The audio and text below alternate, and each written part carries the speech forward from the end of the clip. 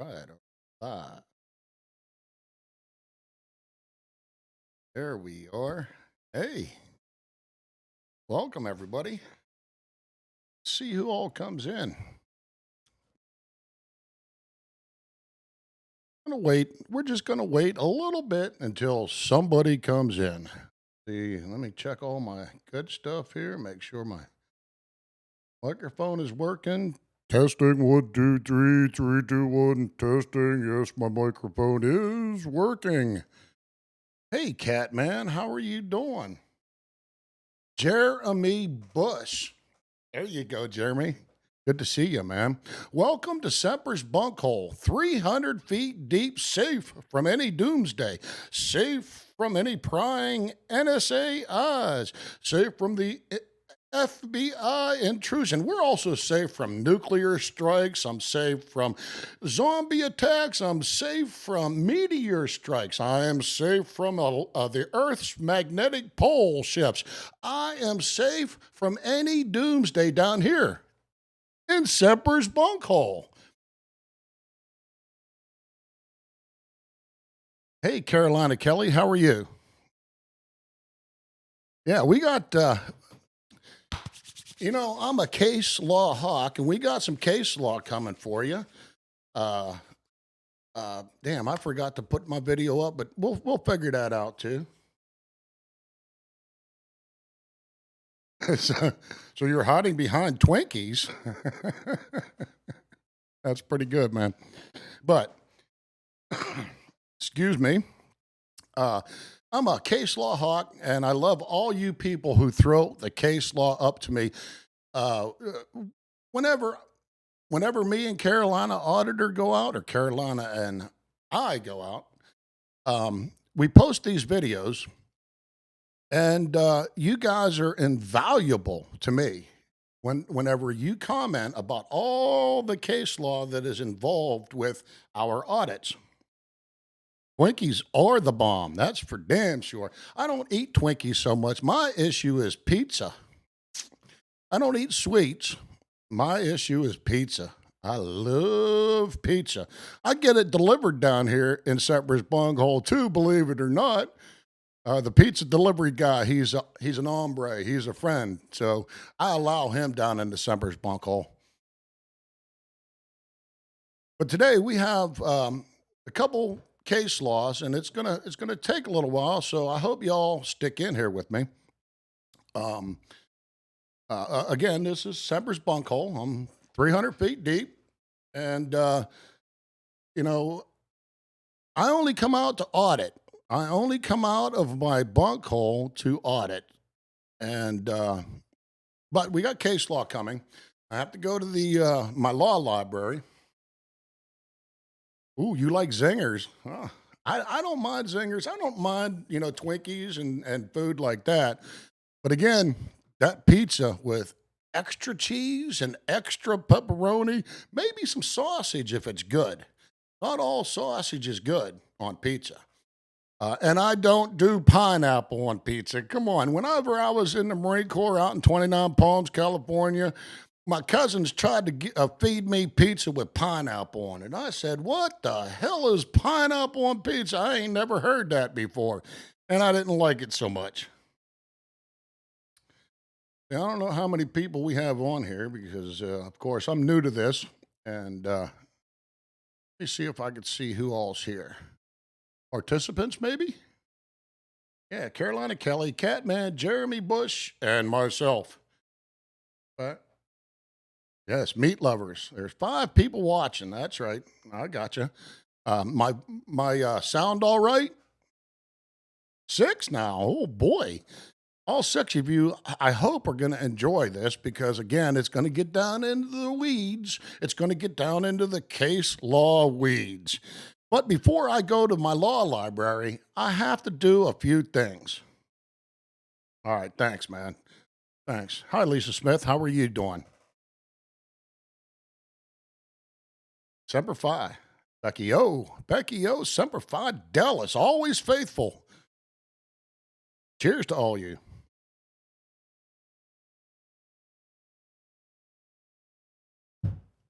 All right. Now, first off, what I got to do is there's, I'm doing good, Lisa Smith. Okay, what I got to do is there's a little bit of stuff right there on the screen. Do you guys see that? Right there. Do you see it? It's right there. I got to got to clean the screen, man. Got to clean the screen. Can somebody please, can somebody clean that screen right there? Can somebody please wipe that screen? Oh, thank you. Thank you. Okay.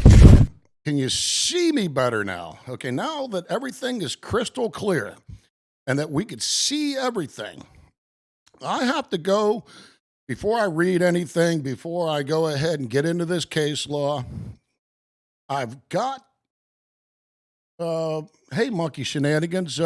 We did, Carolina Auditor and I did a few audits on Wednesday. We did a couple audits on Wednesday with a young man named North Carolina Street News. He's a young one, just like I am. Hey, behind the scenes, Carolina, how are you doing?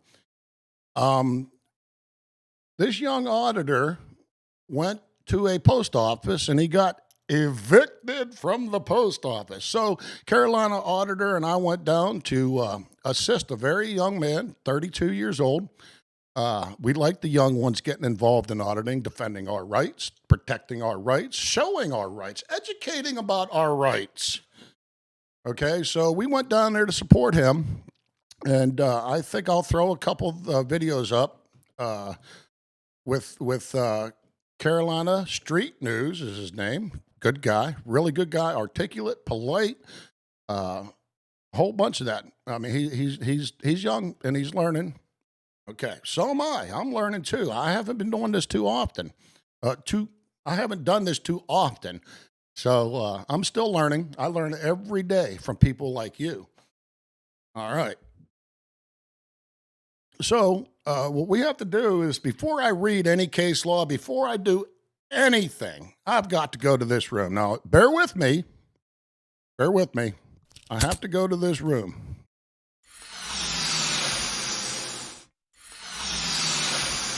This is one of my favorite rooms in the Bunkhole. This is one of my favorite rooms in the Bunkhole.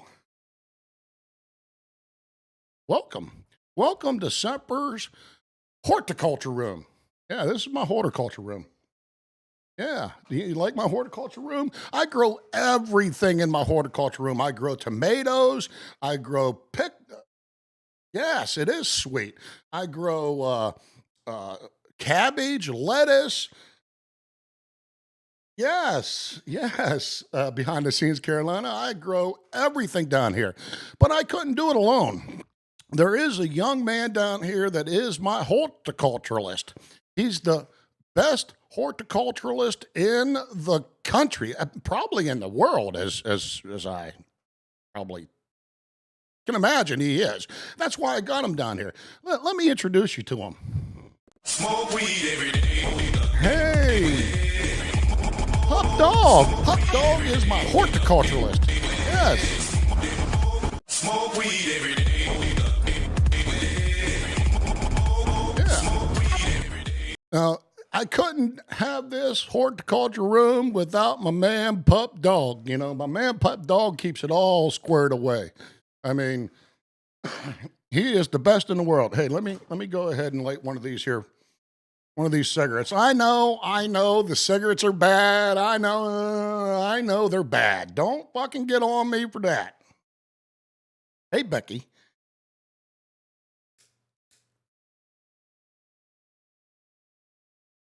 All right. See, now hold on. Before I go to read anything, I have to always stop off in my horticulture room. And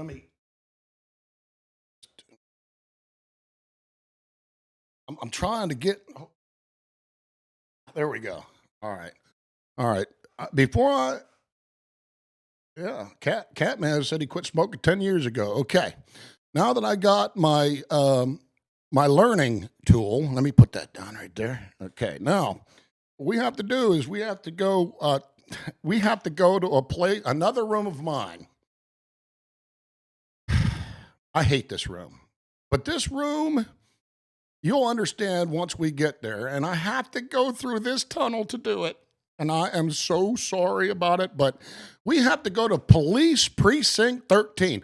We're about 13 feet under Police Precinct here. We're right under.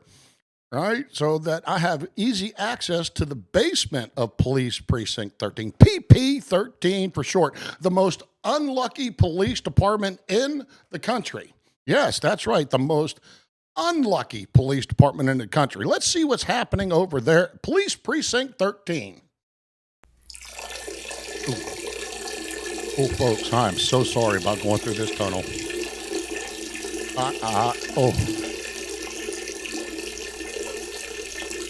Heading over to PP 13.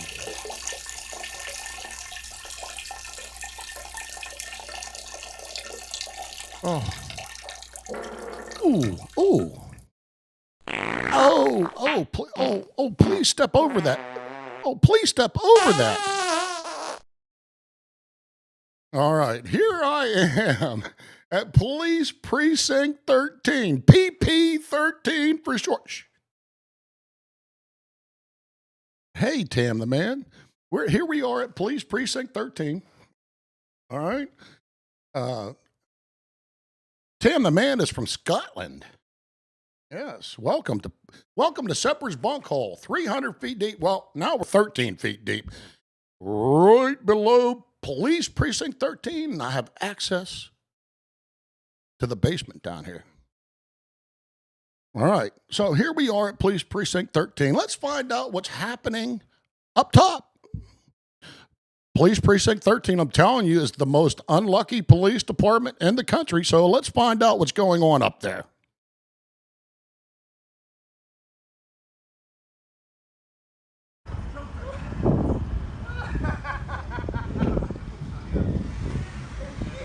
Oh, no. Oh, shit, look, he shit himself. Doesn't it figure? You're up, so I have a shit day. Oh, Police Precinct 13 is all foobarred.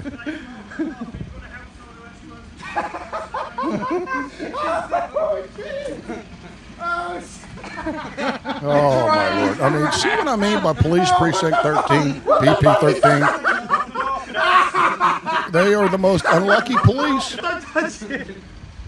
They find themselves in the most precarious positions. Fucking hell.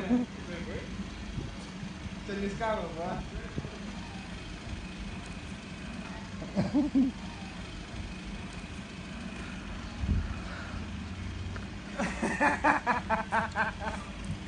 Oh shit! I'll put this up on YouTube. Wait, there's this fucking radio. There's his radio.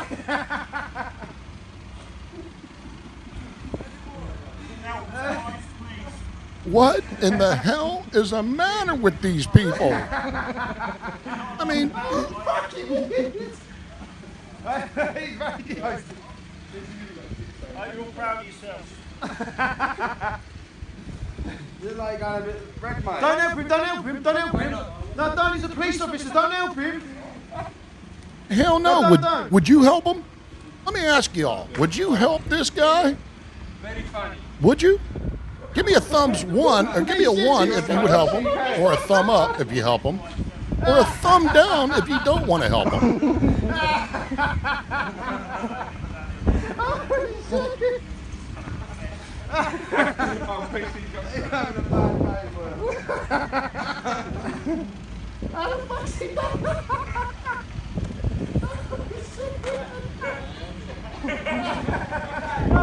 Fuck him! Don't fuck him with the police officer! Hey Joaquin, how are you doing? He's a police officer, he's a scumbag! Oh shit! I don't think I'd help him. I don't think I'd help him. Yeah, that's right. That's right, Tim. I bet he stinks. I bet he stinks like shit, too. There's just some reason why I would think that the man would really smell like a It's gonna be fun. Don't help me, don't help like me, don't help me. Fuck him, he's a the police public officer. bathroom, maybe.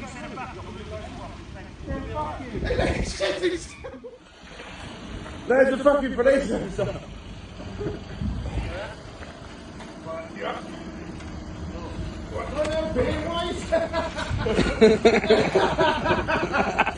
How the Constitution law is the truth. If you like constitutional law, you're gonna like what I'm about ready to show you here in a minute, and it's gonna get wonkish.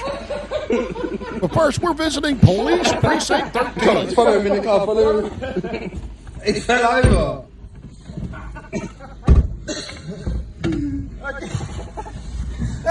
What's he doing? No, I think he is a bit bad. Bit sick, isn't he?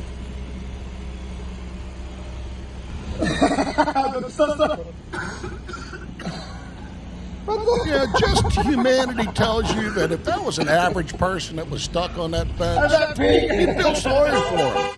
You would really feel sorry for him. If it was just a general person in the public, you'd feel sorry for him. Yeah, no thanks to his rescuers. Yeah, I don't think I would have helped him. Just to see how them cops do you dirty, man. Just to see how they do you dirty. I wouldn't have helped them. I would have said, you got yourself in that predicament, you get yourself out of it. That's what I would think. I mean, do you really think that they'd help you? No, maybe they might help you, but then they'd charge you, like Tam said, then they'd charge you with disorderly or some hanging upside down if that's a law. All right. Well, here we are in Police Precinct 13. PP 13 for short, and that's not the only one. No. Have a fucking look at this. No, it's not the only Blowing one. the van up. The most unlucky There's a gaffer police stuck on top of department the in fence, boy. the country. PP 13. He's out on the fucking floor and all sorts. What's he doing?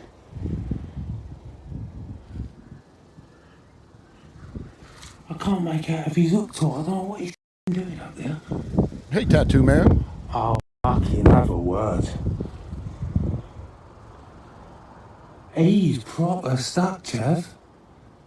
Now, give me a Oh thumbs my up God, he's stuck. if you would help this He's man, radioing someone. or a thumbs down if you want. Fucking hell, he's dropped his ball, but he's dropped it. Fucking hell. Looking right over it. Oh, have a word. Poor Chavy, look at that. Hello. What we got here, officer? Hanging bacon. Thanks.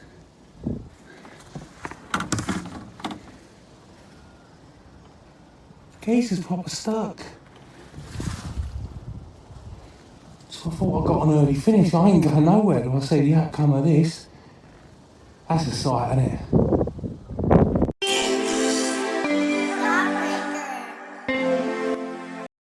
All right. I don't think I would have helped him either. I mean, I don't think I would have helped him.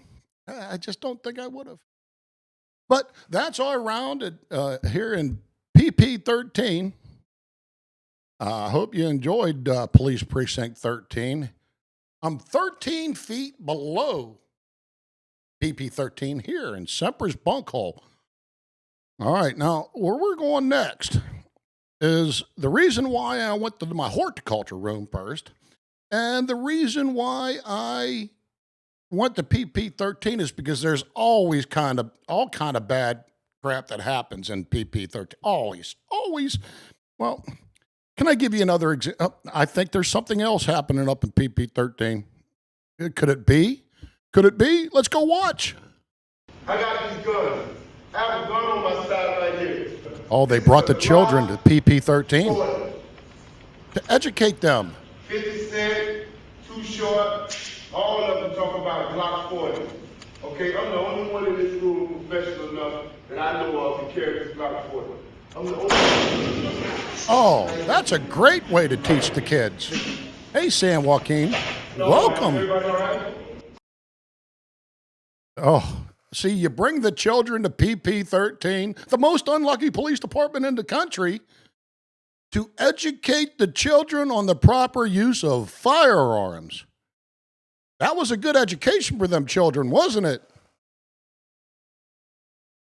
Hey, San Joaquin, I love you, brother. Thank you very much for highlighting Carolina Auditor's videos and highlighting my videos. I love you, brother. You do yeoman's work, as they would say. Cheers.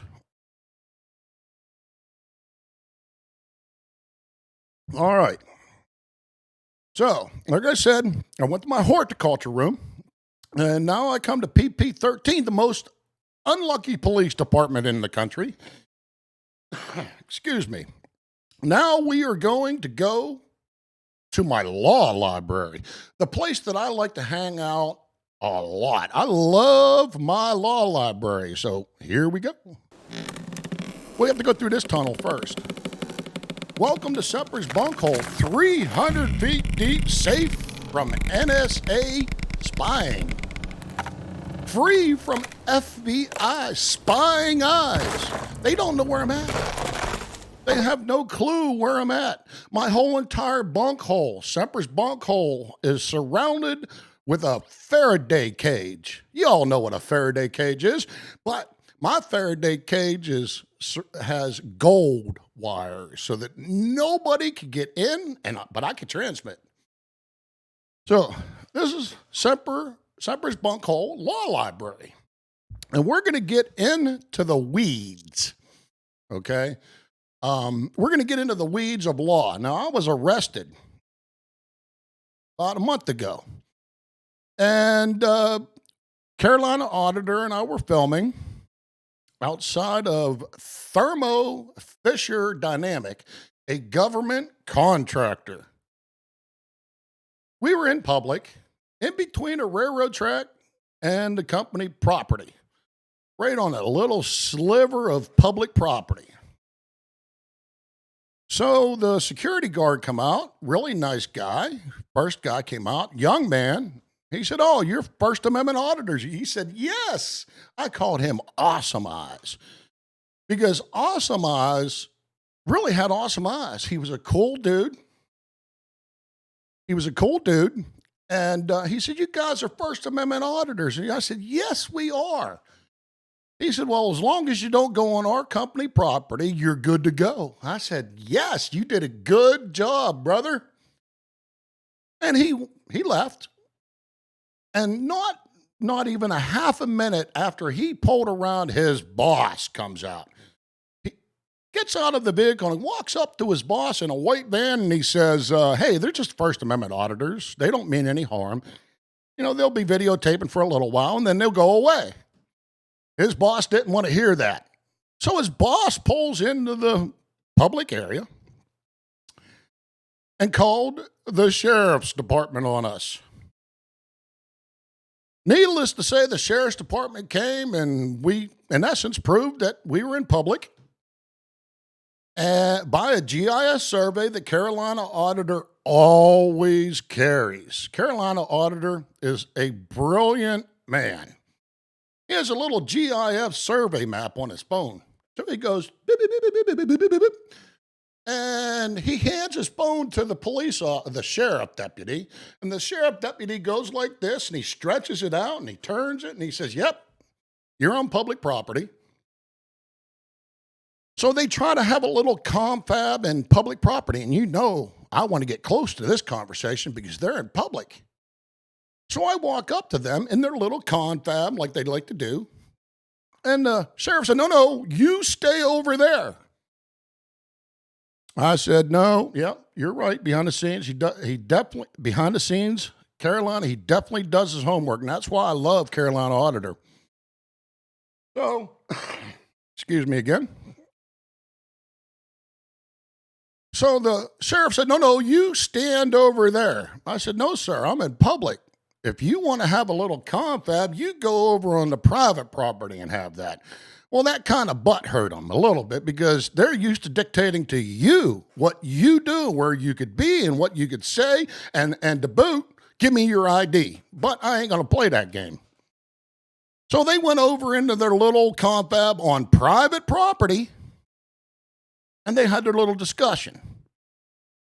Sheriff said, yep, they're on private property, and they were walking back to us, and of course they're going to start telling us, cops planning, you don't go on their property, you don't do this, you don't do that, and if you do, we're going to blank, and we're going to do this, and we're going to do that. So I cut all that off, and I said, can I have your name and badge number?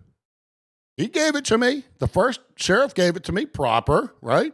So I look at the sergeant, and I said, now you, sir. He said, no, we're out of here. And I said, no, sir, you work for me. You're my servant. I'd really like to know your name and badge number. And they started walking away. So, yes, I did get quite upset. I let my emotions get away with me where, sometimes I do that. I have to learn to control myself every once in a while. I admit that. But I did not do anything illegal.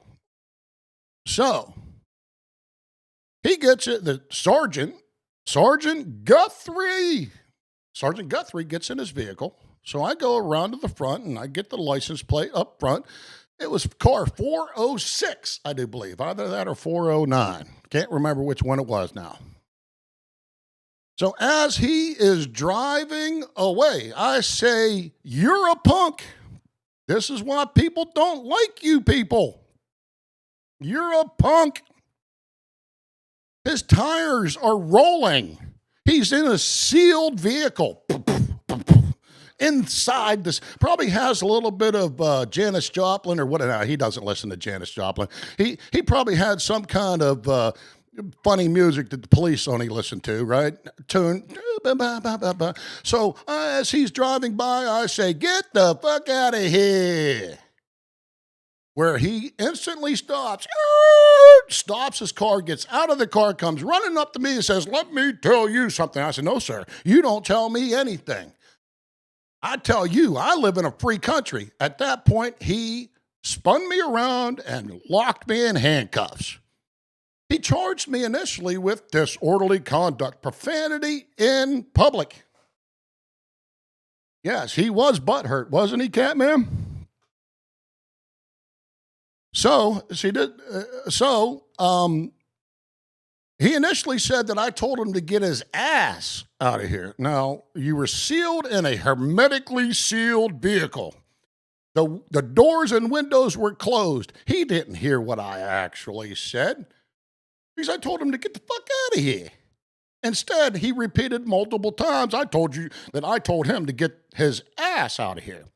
Okay, that's fine. We can understand that he may not have heard me or he has a hearing problem, which I'm sorry. I don't mean to be mean, but I didn't see any hearing aids in his ears. So, I'm thinking, he didn't hear me for real. So, yeah, I did do some barking. I affirmed my rights. I yelled, and people say, well, you shouldn't talk to the police, especially after you've been arrested. So my opinion to that is as long as you affirm your rights, as long as you say that you are unlawfully detaining me, as long as you affirm your rights, your First Amendment rights, your Fourth Amendment right, speak all you want. I even let the man know his qualified immunity was gone as we were driving to the jail. So, and that's why we're here in my law library in Semper's Bunkhole, 300 feet deep, safe from any catastrophe, especially police interaction. I never answer. If the police knock on my hatch, I don't open up my hatch to any of them. Don't ever open up your hatch to any cop. So he took me to jail, and I'm sitting in the jail, and as you could hear from my audio tape, because they left my phone on, I told them to leave my phone on, that, it's illegal for them to tamper with my phone. They left it on for a little while, and it took the longest time for Sheriff Guthrie to come out of the magistrate. So, and it isn't a magistrate office, it's a window of magistrates. That's how big of a business this is. There's 1, 2, 3 windows, bulletproof glass windows, and there's a magistrate here, and there's a magistrate there, and there's a magistrate down there. He took forever to come from the magistrate. And I'm thinking to myself, and I'm talking, I'm saying, boy, they're taking a long time back there at the magistrate's office for just a disorderly conduct. Well, they dreamt up another charge to charge me with. It's called trespassing on railroad right-of-way. So they charged me also with trespassing on railroad right-of-way. Now, my last broadcast, I explained all of that about, nothing applies to the trespass on railroad right-of-way on a crossing. You have trespass on railroad property. A is punishable. This is what happens, and blah, blah, blah, blah, blah. A, B, and C. C says nothing in this statute applies to railroad crossings. So they can't get me on trespassing on railroad property if that's what the railroad crossing is for, so that traffic and people, pedestrians, can walk across the railroad tracks legally and safely. So we already dispelled that. We already dispelled the disorderly conduct, but I'm here in my law library because I love to educate. I love case law. I love reading case law, and y'all going to have to bear with me because I'm going to go through this case law, which is so applicable to my situation. This right here, everybody knows what this is, right? Give me a thumbs up if everybody knows what City of Houston versus Hill is. Let me see who all's in here. Damn, everybody dropped out, but that's all right.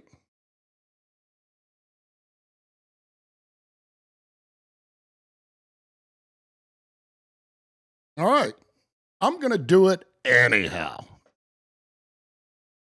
Who else? Catman's still in here. All right. So this may get in the weeds. Okay, it says 10 watching. Okay, I'm new to this YouTube thing. So I go to the participants and it says only one person. All right, everybody's still watching. Just watch. Now I'm going to review City of Houston versus Hill, which applies to disorderly conduct, profanity, objecting to police officers, using profanity to police officers. Just Myra. Just Myra or Mira? Thanks, man. All right. So let's get down into the nitty-gritty of case law. If y'all like case law, you're going to like this one. So I'm going to read it. Here we go. Buckle up, get some potato chips, popcorn, get yourself a drink, get yourself a cigarette, or whatever else you like to smoke. I'm an advocate. So here we go into the weeds. United States Supreme Court, Houston versus Hill, 1987. Upon shouting at police in an attempt to divert their attention from his friend during a confrontation, appellee was arrested for willfully interrupting a city policeman by verbally challenging during an investigation in violation of the municipal ordinance, making it unlawful for any person to assault, strike, or in any manner oppose, molest, abuse, or interrupt any policeman in the execution of his duty. After his acquittal, the municipal court appellee brought suit in federal district court challenging the ordinance constitutionality and seeking inter alia damages and attorney fees. All right, let's get into the meat of it. Let's scroll down a little bit. Okay, we all know a municipal ordinance makes it unlawful to interrupt a police officer in the performance of his duty is substantially overbroad and therefore invalid on its face under the First Amendment. Yes, it is our favorite room, isn't it? Hey, Low County Normal, welcome. All right, moving on. The ordinance in question criminalizes a substantial amount of and is susceptible of regular application to constitutionally protected speech and accord the police unconstitutional enforcement discretion as is demonstrated by the evidence indicated that although the ordinance plain language is violated scores of times daily, only those individuals chosen by the police in their unguided discretion are arrested, right? Appellee's argument that the ordinance is not substantially overbroad because it does not inhibit the exposition of ideas. Okay, so we get that, right? We get all that. So let's go down to the meat. All right.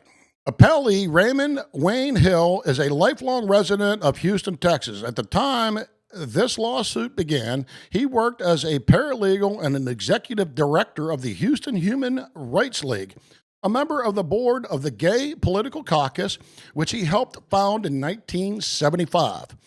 Hill was also affiliated with a Houston radio station and had carried city and county press credentials since 1975.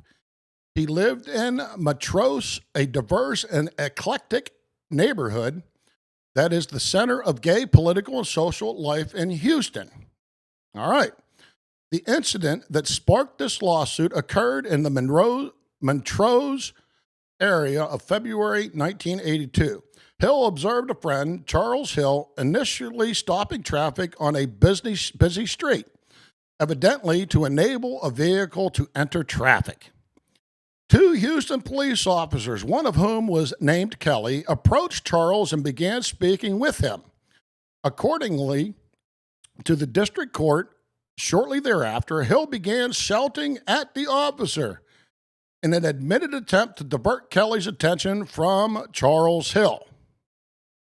First shouting, why don't you pick on someone your own size? After Officer Kelly responded, are you interrupting me in my official capacity as a Houston police officer?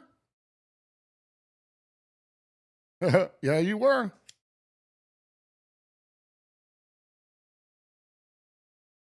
Hill then shouted, yes, why don't you pick on someone my size? Hill was arrested under Houston's Code of Ordinance for willfully or intentionally interrupting a city policeman by verbally challenging during an investigation.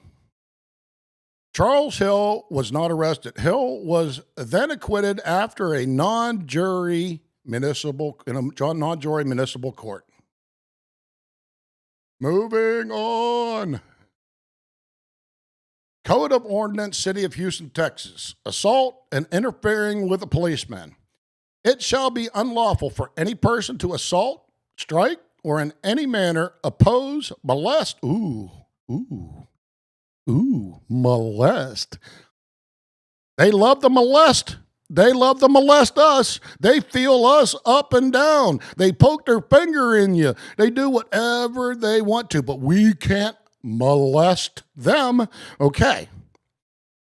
Abuse or interrupt any policeman in the execution of his duties or any person summoned to aid in making an arrest.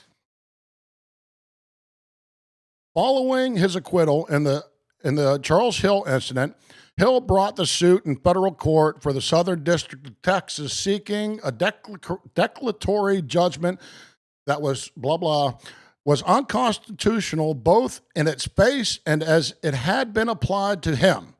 A permanent injunction against any attempt to enforce the ordinance, an order expunging the record of his arrest under the ordinance, and damages and attorney's fees under, we all know this, 42 U.S.C. 1983 and 1988. Hey, fuck DDS.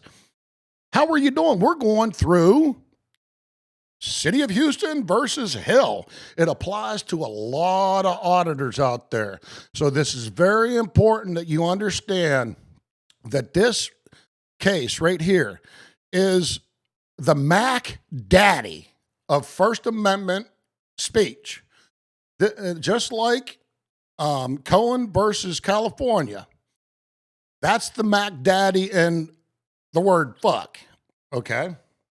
This right here is the Mac Daddy when it comes to speech and how it is interpreted, what free speech is allowed and isn't allowed at public officials, police officers in particular. All right, here we go. Let's move on down.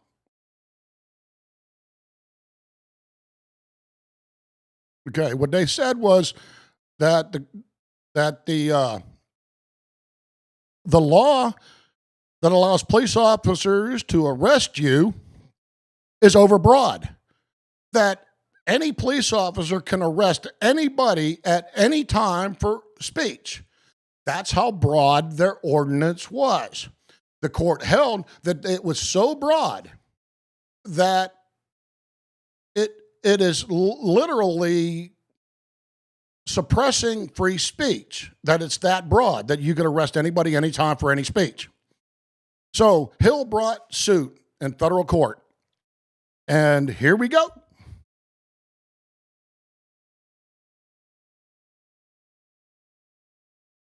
Okay, the elements of the First Amendment overbreadth analysts are familiar. Only a statute that is substantially overbroad may be invalidated on its face. Of course, you got the case law there. Okay, we have never held that a statute should be held invalid on its face merely because it is possible to conceive of a single impermissible application. Okay, the city, blah, blah, blah, blah, we disagree. Okay, let's move on down. Let's move on down. Second, contrary to the city's contention, the First Amendment protects a significant amount of verbal criticism and challenge directed at police. Does everybody see that? Does everybody see that? Now, let's bring this to my case and possibly your case. If you object to a police officer and you get arrested and they charge you with disorderly interfering, a multitude of things, this applies to you. And that's why I feel that it's important for me to be in my law library, 300 feet deep, safe in Semper's bunkhole, below the planet's surface. All right. Now, let's continue. First, I got to take a hit of my cigarette. Go ahead, take a hit of whatever you all doing. Take a drink. This case is vitally important to all of you auditors. And if you're not even an auditor, it's applicable. All right, here we go. Speech is often provocative and challenging, but it is nevertheless protected against censorship or punishment unless shown likely to produce a clear and present danger of a serious, substantive evil that rises far above public inconvenience or annoyance. You see that? See that? See that? Now, the Supreme Court, under multiple case law, including the case law that said one man's profanity is another man's lyric. Okay. Not only that, Cohen versus California, we've already been through that. So here we go. For example, the appellant was found to have yelled obscenities and threats at an officer who had asked the appellant's husband to produce his driver's license. Appellant was convicted under the municipal ordinance that made it a crime for any person wantonly to curse or revile or to use obscene or opprobrious language. Okay, you have to pardon me when it comes to pronouncing words. They're big words, and I'm only a little mind. I mean, I'm trying my best here. Okay, language towards or with reference to any member of the city police while in the actual performance of their duty. Yeah, law words, Catman, law words. But that doesn't mean that I don't understand what it means. I know what it means. I just can't pronounce the freaking thing. All right. We vacated the conviction and validated the ordinance as factually overbroad. Critical to our decision was the fact that the ordinance punished only spoken words. Okay. It punished spoken words. Now, you translate that to my case, in my arrest, I say, get the fuck out of here. He stopped his vehicle in midstream, got out of his vehicle, come up to me and arrested me for my free speech. Get the fuck out of here. Okay. Right? This applies to all of you too. This is why I'm doing it. Right. Can't speak, but can understand. That's right. That's right. Okay. Moving on. This is a great case. Okay. Where were we? We vacate. Okay. Here we go. Critical to our decision was the fact that the ordinance punished only spoken words and was not limited in scope to fighting words. By their very utterance, inflict injury or tend to incite an immediate breach of peace. Okay. Here's all the case law leading up. Okay, Georgia breach of peace statute not limited to fighting words held factually invalid, blah, blah, blah, blah. Okay. The Houston ordinance down here, everybody look down here. The Houston ordinance is much more sweeping than the municipal ordinance struck down in Lewis. It is not limited to fighting words, nor even to obscene or opprobrious language, but prohibits speech that in any manner interrupts an officer. The Constitution does not allow such speech to be made a crime. Do you see this? Okay. We are reviewing City of Houston versus Hill and why it is so important to everybody. All right, here we go. Moving on. The freedom of individuals verbally to oppose or challenge police action without thereby risking arrest is one of the principal characteristics by which we distinguish a free nation from a police state. Okay, again, it's devastating. And I can't believe that police officers today do not know this. This is why Sheriff Deputy Guthrie, the man that arrested me, loses his qualified immunity. I'm coming after you, Sergeant Guthrie. You hear me? I'm coming after you. Now, I had another incident where I was trespassed by another sheriff deputy, Sergeant Sires. Did you see that video? Did you see that I was arrested by trespassed from public property just 2 weeks ago, less than 2 weeks ago? So I'm coming after you too, Sergeant Sires. Do you hear me? You can't trespass me from public property just because you feel like it. All right, moving on. The city argues, however, that even if the ordinance encompasses some protected speech, its sweeping nature is both inevitable and essential to maintain public order. They have to They have to come after you at any word spoken because it's maintaining public order. The city recalls this court's observations in Smith versus Gogan. Okay, let's go past that because we know they're full of shit. All right. Down here, looking down here, see it? The city further suggests that its ordinance is comparable to the disorderly conduct statute upheld against a facial challenge in Colton versus Kentucky. This Houston ordinance, however, is not narrowly tailored to prohibit only disorderly conduct or fighting words, and in no way resembles the law upheld in Cohen.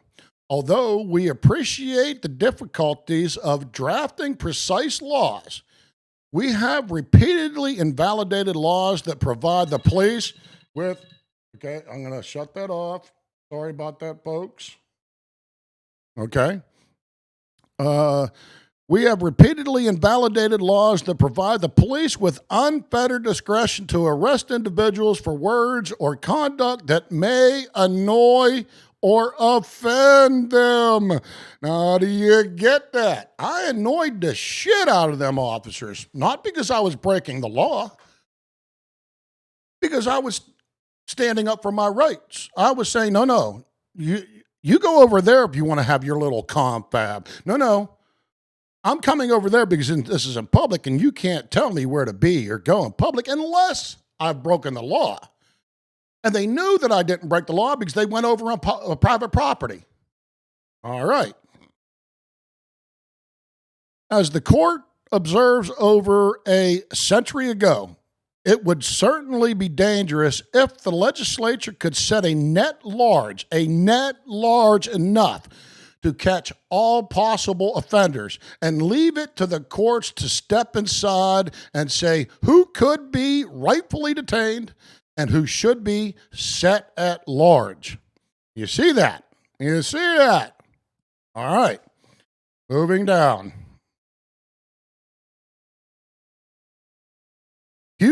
Right here, looking right here.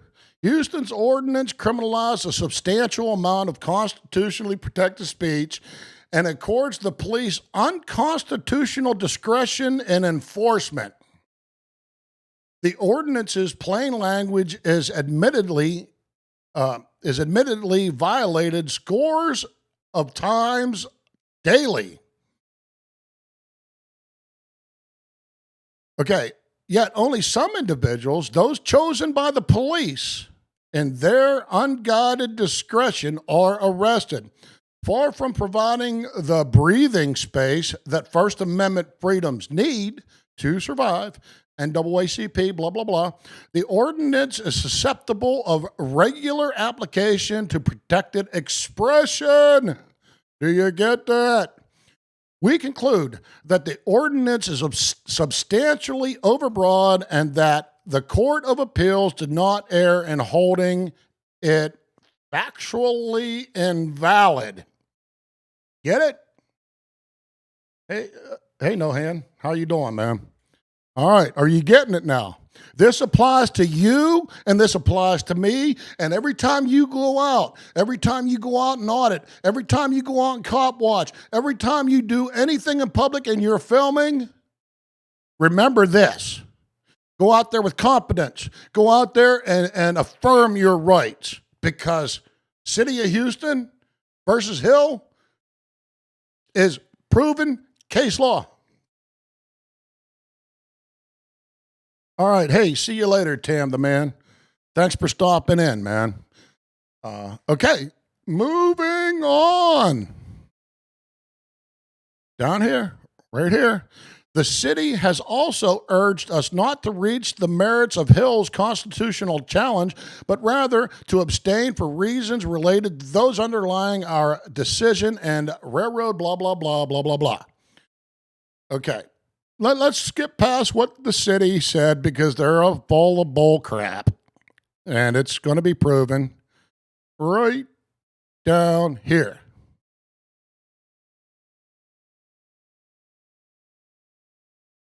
Okay, right here. Let's start here. Today's decision reflects the constitutional requirements that, in the face of verbal challenges to the police action, officers and municipalities must respond with restraint. You see that? Do you see that? Okay, so let me light my cigarette again.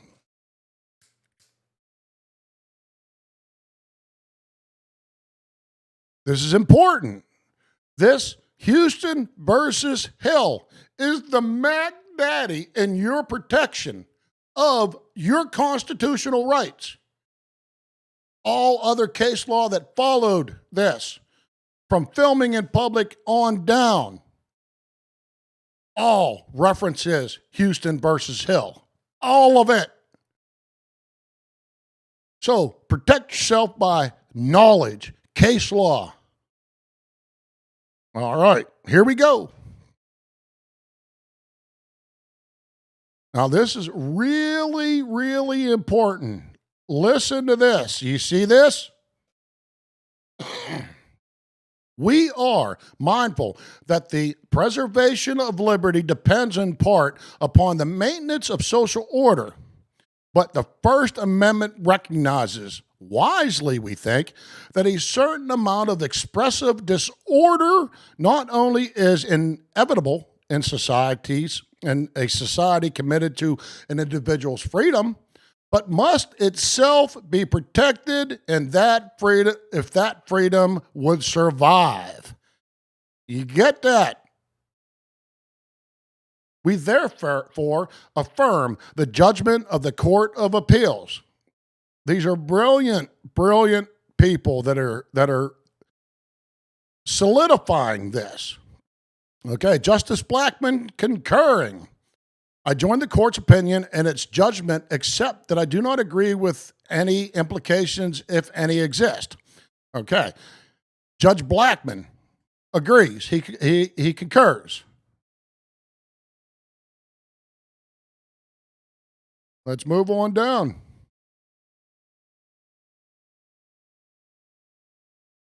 Let's move on down. All these footnotes. Okay, let's go here. Do you see where I'm at right here? The freedom verbally to challenge police action is not without limits, of course. We have recognized that fighting words which, by their very utterance, inflict injury or tend to incite an immediate breach of the peace are not constitutionally protected. This is Chaplinsky versus New Hampshire. Chaplinsky versus New Hampshire is a very interesting case. It is the precursor to all of this. Chaplinsky versus New Hampshire is the precursor, and I think it was 1947, I do believe, where a man said, you know, you police are goddamned tyrants, or whatever he used. I forget the exact words. And that's where fighting words came from. This case right here is where fighting words come from. Go look at Chaplinsky versus New Hampshire. All right? Very interesting case. All right. To the extent the ordinance did not extend to disorderly conduct, it would be preempted by Texas Penal Code, blah, blah, blah, blah. The comprehensive state disorderly conduct provisions. Okay. Let's move on down. Let's move on down.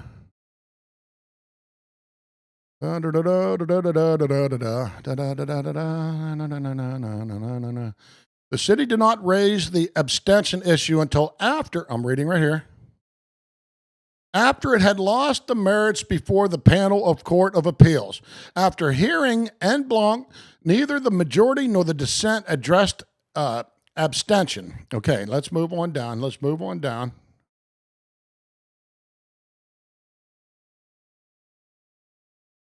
No. Okay, Justice Powell, right here. Justice Powell argues that the unsettled question of the effects of this ordinance of the Texas Penal Code, which requires a culpable mental state and an element of any offense, created a significant ambiguity to the required certification. He suggests that the Texas Court of Criminal Appeals might limit convictions under the ordinance to cases in which there was a finding of intent to interfere with the officer's performance of his duty. Okay, let's move on.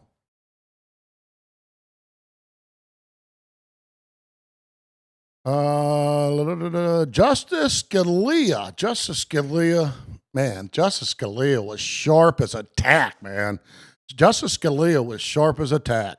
Okay. Are y'all still hanging in there with me? Give me a thumbs up if you're still hanging in there with me.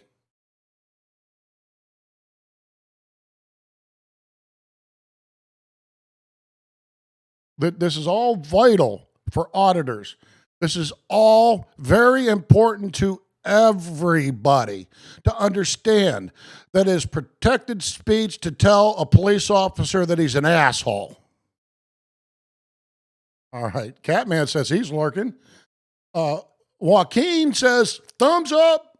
Hey, welcome, everybody. Behind the scenes, Tam Nohan, Catman, thank you very much for coming. I appreciate it. Jeremy Bush, you're still here. All right. I hope you're enjoying it. Who? Mike Jones. Welcome, Mike Jones, to Semper's Bunkhole. I'm in my law library, 300 feet deep, safe from any SA intrusion, secure from any FBI prying eyes. They don't know where I'm at. I'm 300 feet deep. All right, this is Semper's Bunkhole. Yes, Jeremy. Edumacation. Yes, I love it, man. Don't you guys love it? Don't you love the law library? Thanks, Thanks. Yeah. All right. Continuing. Okay, we're almost done with Hill. We're almost with Hill for short. City of Houston versus Hill. All right. This is beautiful. I love case law. I eat it. It's like my breakfast, lunch, and dinner. In between my real lunch and dinner, pizza. All right, here we go. Excuse me. Here, let me do this first. You know, I'm coughing and hacking because I smoke. All right? I smoke whenever I learn. I would rather smoke something else, but I'm in a state that I'm not allowed to do that.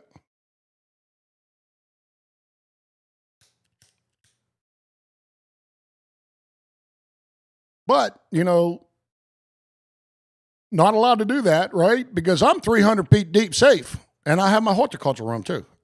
Okay, here we go. Let's get me off the camera, because I do not believe that the Houston ordinance is reasonably susceptible of limiting construction that would avoid the constitutional question posed in this case. I agree with the court that certification would also be inappropriate. On the merits, I agree with the views expressed by Justice Powell in Part 3 of his opinion. I therefore concur in the judgment and join Parts 2 and 3 of Justice Powell's opinion. The city of, down here, folks, the city of Houston has made it unlawful for any person to, in any manner, oppose, molest, or abuse or intentionally, abuse or interrupt any policeman in the execution of his duties. The court today concludes that this ordinance violates the First and Fourth Amendments of the Constitution. In my view, the court should not have reached the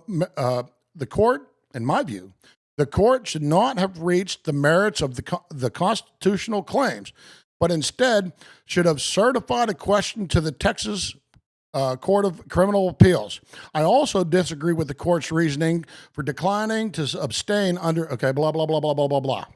Okay, we got that, right? Moving up. Okay, the challenge ordinance does not contain an explicit requirement. Both parties acknowledge, however, that right down here, require the definition of offenses, do not prescribe culpability, mental state, blah, blah, blah, blah, blah. Let's move down. Okay. Let's look here. Okay, here we go. In my view, the ambiguity of the ordinance, coupled with the seriousness of invalidating a state law, requires that we ascertain the ordinance, what the ordinance means before we address appellant's constitutional crimes or claims. All right, moving down.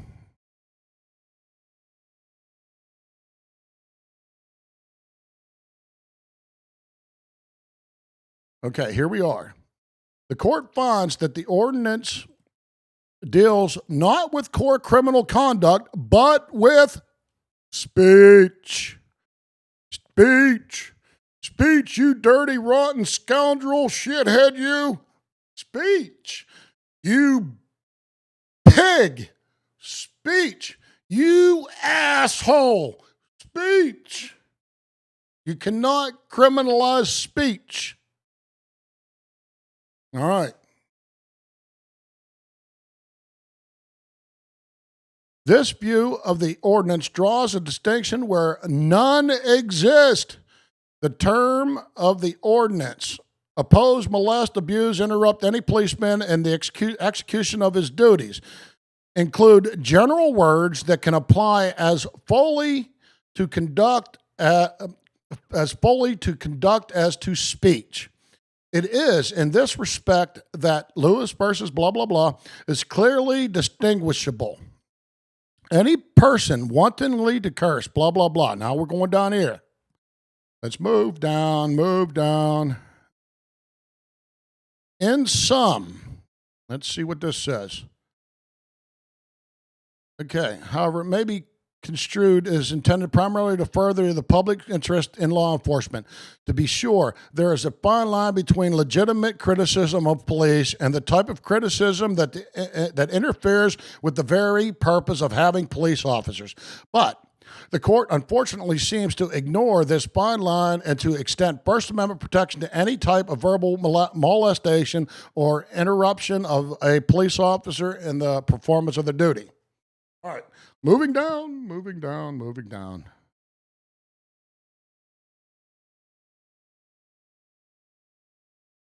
Okay. Here we go. Right here. In view of the difficulties of drafting precise language that never restrains speech and yet serves the public interest, the attempt of the state and municipalities to draft laws of this type should be accorded some leeway. I am convinced, however, that the Houston ordinance is too vague to comport with the First and 14th Amendment. As I explained, it should be possible for the present ordinance to be reframed in a way that would limit the present broad discretion of officers and at the same time protect substantially the city's legitimate interest. Okay. Blah, blah, blah. Blah, blah, blah, blah, blah. That's all dissenting. Now, you get the picture, right? They're dissenting not on the fact that you can use political speech. You could use speech to shed bad light, call a cop what they are. It's more of, they need to narrow their language in their ordinances in order to comport with the First Amendment. That's all the dissents are in this. Okay. Now, did we have fun? Did we have fun reading, cursorily reading, just in general reading the more important parts of Houston versus Hill, right? Okay. So, when you're done reading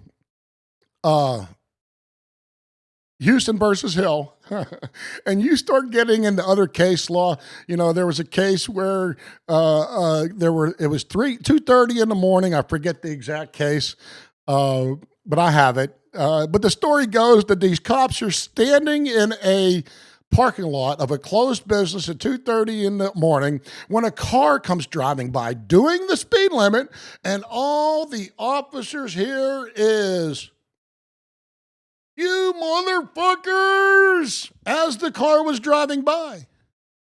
So the cop gets in his car in hot pursuit of that evil person that yelled, "Motherfucker," out the window. 2:30 in the morning. The cop pulls in behind him. He's in hot pursuit. He's coming, and he has his lights on, and he notices that they didn't do anything wrong. They didn't swerve. They weren't going too fast. They stopped at the stop sign, and they pulled over properly. So the cop comes up and, in essence, gives the woman a DUI.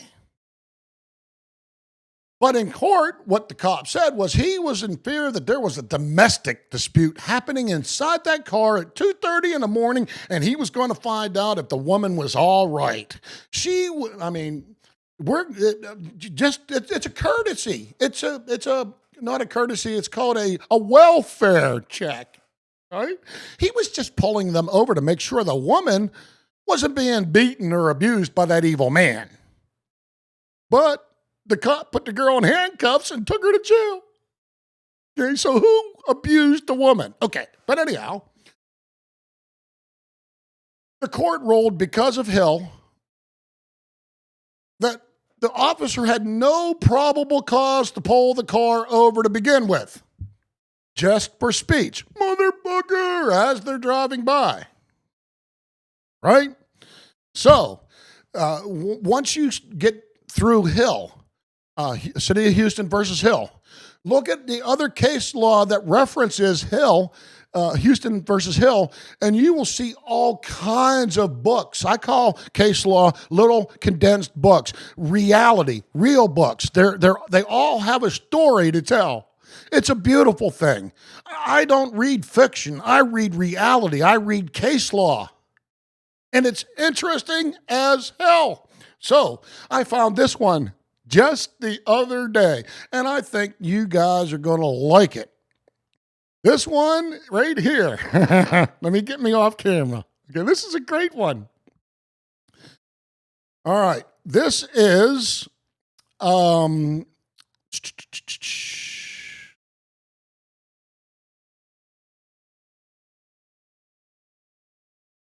Robinson versus Peterman. Okay, here we go. Plaintiff Alan E. Robinson has sued. Oh yes, please hit the like button. Thank you, DSS. And you know what? I haven't figured out how to do mods and all of that yet. I would mod every one of you right now if I knew how to do it. Let me check. Can y'all give me any guidance on that? Oh. Okay. Okay. I don't know how to do that, but I'll figure it out eventually. Let's get back to the more important.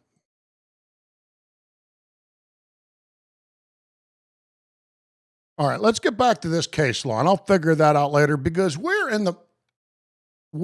are in Semper's Bunkhole Law Library.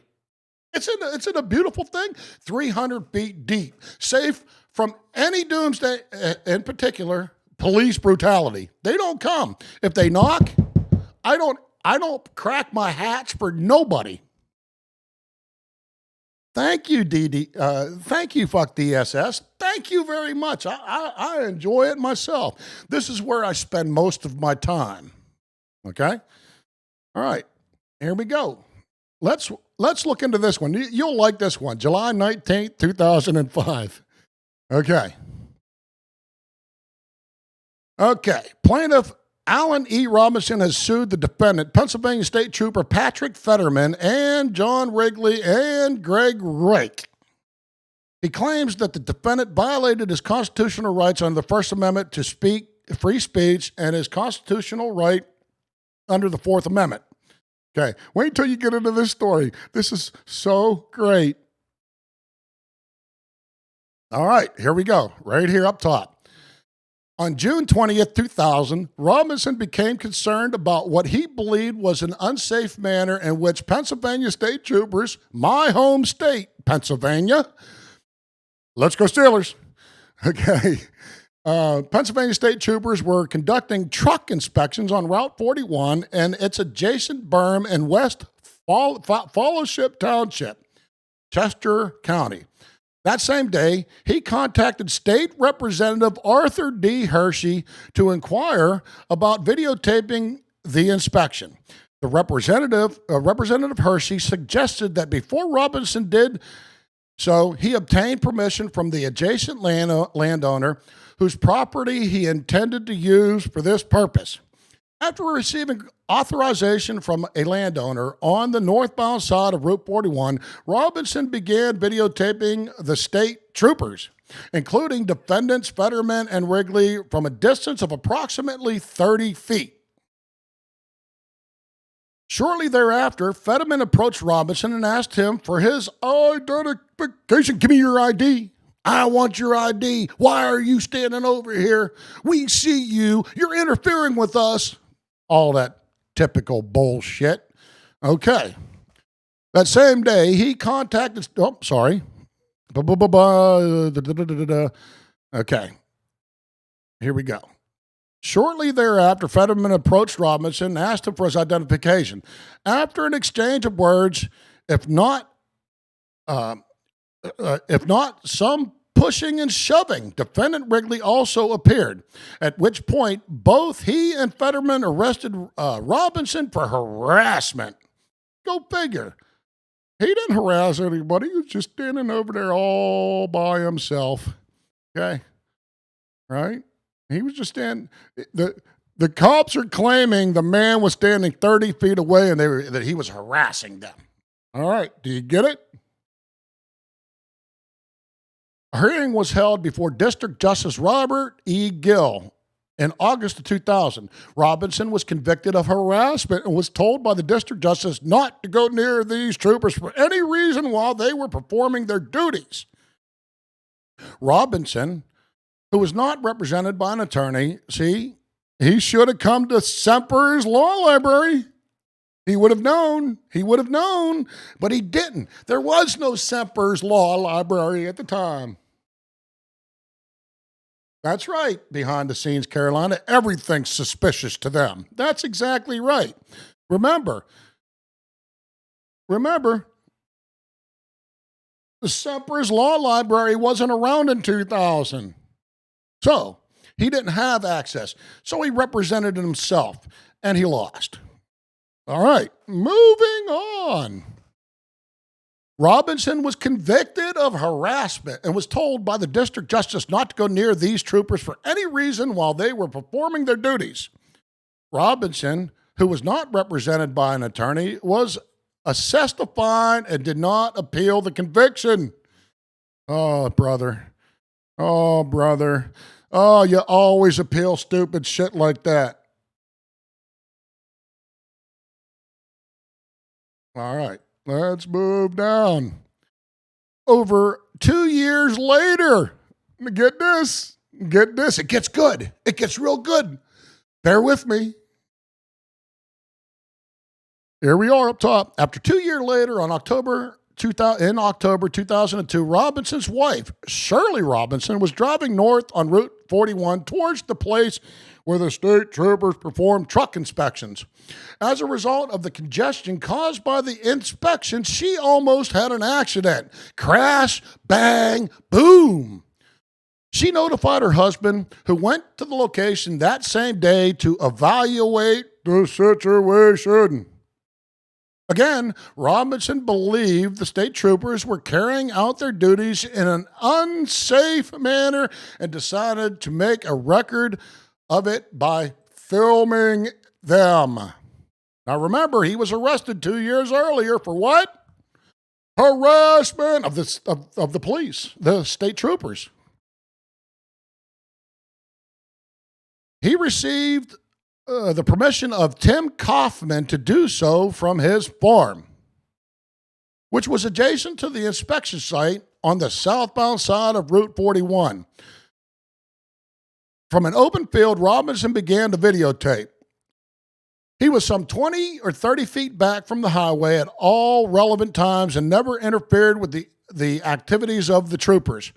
Shortly after he started his videotaping, defendant Reek was one of the troopers inspecting trucks that day. Approached Robinson. Of course he did. Let's move up. Ooh, down a little bit. Ask him for identification. Give me your ID. Give me your ID. I want your goddamn. And inquired whether he had permission from the property owner to be here. Of course he had permission from the property owner. When Robinson responded in the affirmative, Reek returned to his duties without further ado. It so happened that Fetterman and Rigney were also inspecting trucks that day. Hey, Truth Seeker. How are you doing, Truth Seeker? You're in the right place. We are seeking the truth. We just got done reviewing City of Houston versus Hill. Now we're viewing another case that came about years and years and years, 20 years later, because it all comes back to Houston versus Hill. All right. We are in. Okay. We are in Semper's Bunkhole, 300 feet deep, safe from any prying eyes. This is my law library. Okay. Continuing. Okay. Here we go. Okay. It's also happened that Fetterman and Rigney were also inspecting trucks that day. Reek advised Fetterman about what Robinson was doing. Fetterman remembered Robinson from the June 2000 incident and informed Reek of Robinson's prior arrest and conviction for harassing the two state troopers. Moving on up.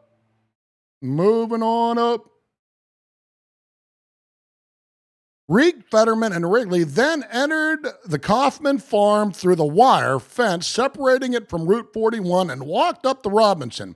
They asked him to stop videotaping them and to leave the area immediately. Fetterman reminded Robinson that the District Justice Gill, over 2 years earlier, had prohibited him from being there. When Robinson refused to leave or stop videotaping, they arrested him. For a second time in 2 years, these thugs arrested him. Wrigley took Robinson's video camera while Fetterman took Robinson's arm, placed them behind his back, and handcuffed him without a struggle. While one of the officers at the scene raised the subject of erasing the videotape, they did not do so. We got to erase this. Whatever he has on there is top secret. We got to just hit the delete button. Just hit that delete. Do you know how to hit the delete? Do you know how? Hey, Joe, do you know how to operate this camera? Delete. They didn't know how to delete it. That's what happened. If they knew how to delete, they would have. Okay. So while one of the officers is seen raised the subject of erasing the videotape, they did not do so. Fetterman placed Robinson into the police patrol car on the southbound side of Route 41, where he was detained for at least a half hour in handcuffs until the arrival of additional Pennsylvania state troopers. That's the way we call them up there, state troopers, not officers, who had been called to take him to the Avondale Barracks, approximately 10 miles away. All right. Moving up. Moving down. All right. Robinson spent between 2 to 3 hours at the Avondale Barracks, during which time his video camera was confiscated and he was booked and fingerprinted. Upon his release in the late afternoon, Robinson began to walk home from the barracks and was eventually picked up on the roadside by his wife. On November 2002, Pennsylvania State Trooper Corey Monty issued a citation to Robinson for violating PA blah, blah, blah, the Pennsylvania harassment statute based on his arrest by the defendants.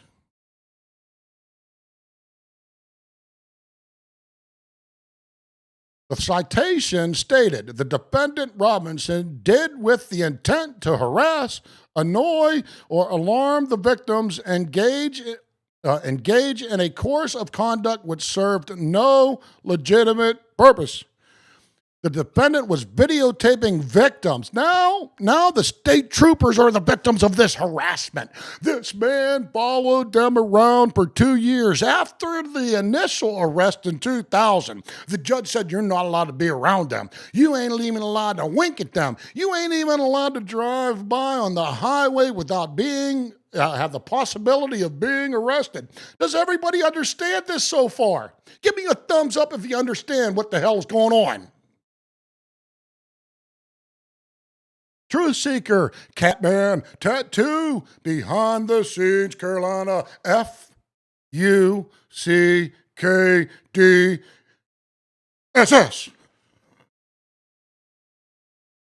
Who? Mike Jones? Jeremy Bush. Thank you all for coming. Truth Seeker has no clue. Scotch Lock. How are you doing, Scotch Lock? Welcome to Semper's Bunkhole, 300 feet deep. Okay, everybody's in there so far. To wit,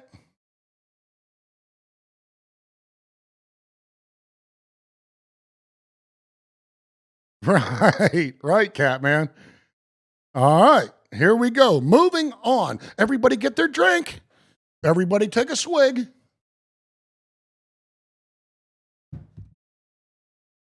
Everybody take a swig. Everybody light. Fired up.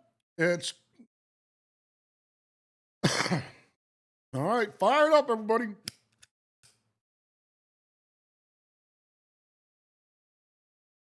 Moving on. There you go. Gulp. Tattoo Man. How are you doing, Tattoo Man? All right, here we go. To wit. Defendant was videotaping victims. The state troopers are the victim. They are the ones that are being harassed. Movement without explanation and refused to desist upon order. The copy of the citation and the record identifies the victims as Sergeant Rigney and Corporal, these little pussies, Corporal Craig. How dare this evil man stalk them, harass them? Oh my gosh, they aren't the ones they have guns. How can they defend themselves from this evil man that has just harassed them and stalked them for 2 years? He's out here doing it again. We gotta get him. The judge said we could get him. All right. Moving up.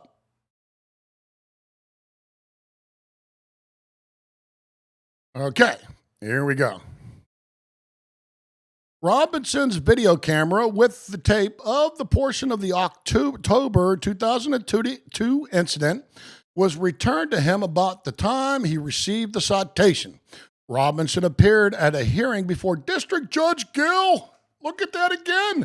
District Judge Gill, the first judge that said, you're harassing them. Stop harassing them, troopers. And was again found guilty of harassment. 2 times, 2 years apart. The same judge is saying, leave them poor state troopers alone. Stop harassing them state troopers. Them poor baby snowflakes can't handle it anymore. Okay, moving on. Robinson appealed the conviction to the Court of Common Pleas of Chester County. In May 2003, after a trial before a judge, Thomas G. Gavin, the harassment charge was dismissed.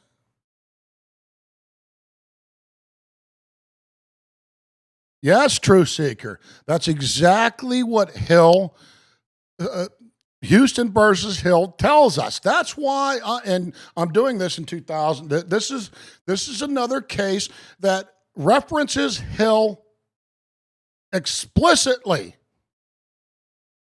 The police cannot be the victim, but this poor man didn't have an attorney. This poor man, the first time who was charged and convicted of harassment, didn't know that.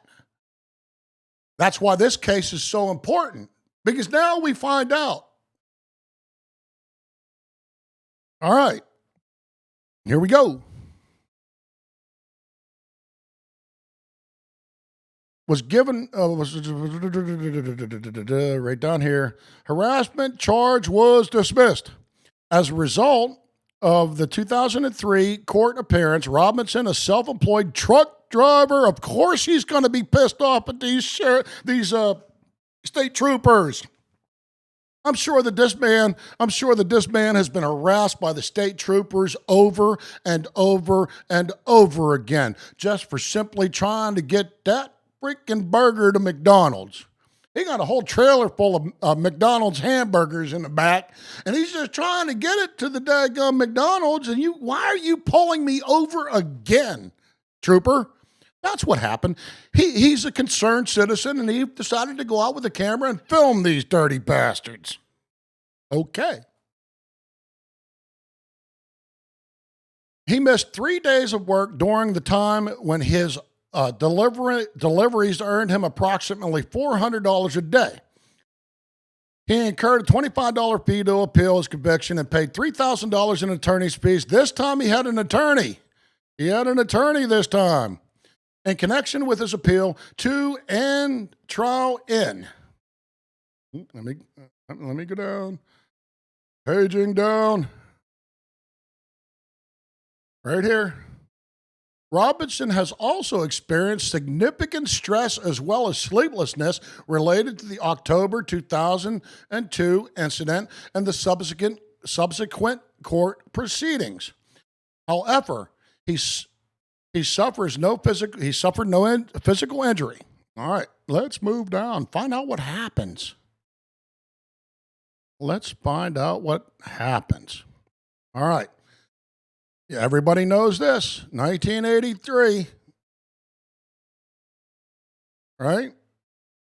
Hey, Big E, Ohio.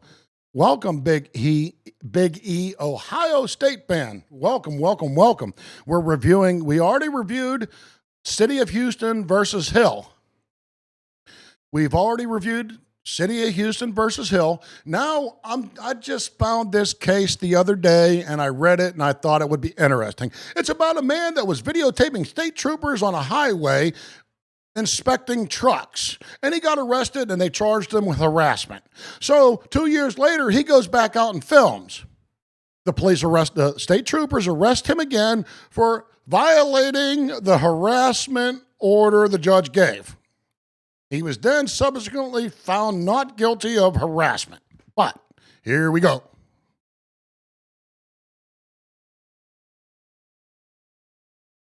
All right. Is not a source of substantive rights, but a vehicle for vindicating rights conferred by the U.S. Constitution, blah, blah, blah, blah, blah, blah, blah, blah.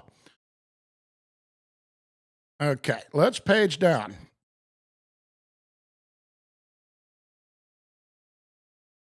Okay, here's what Robinson in his 1983 lawsuit alleges. Robinson first alleges a violation of his right to free speech under the First Amendment, specifically the right to videotape state troopers and thus speak out on issues of public concern. You see that?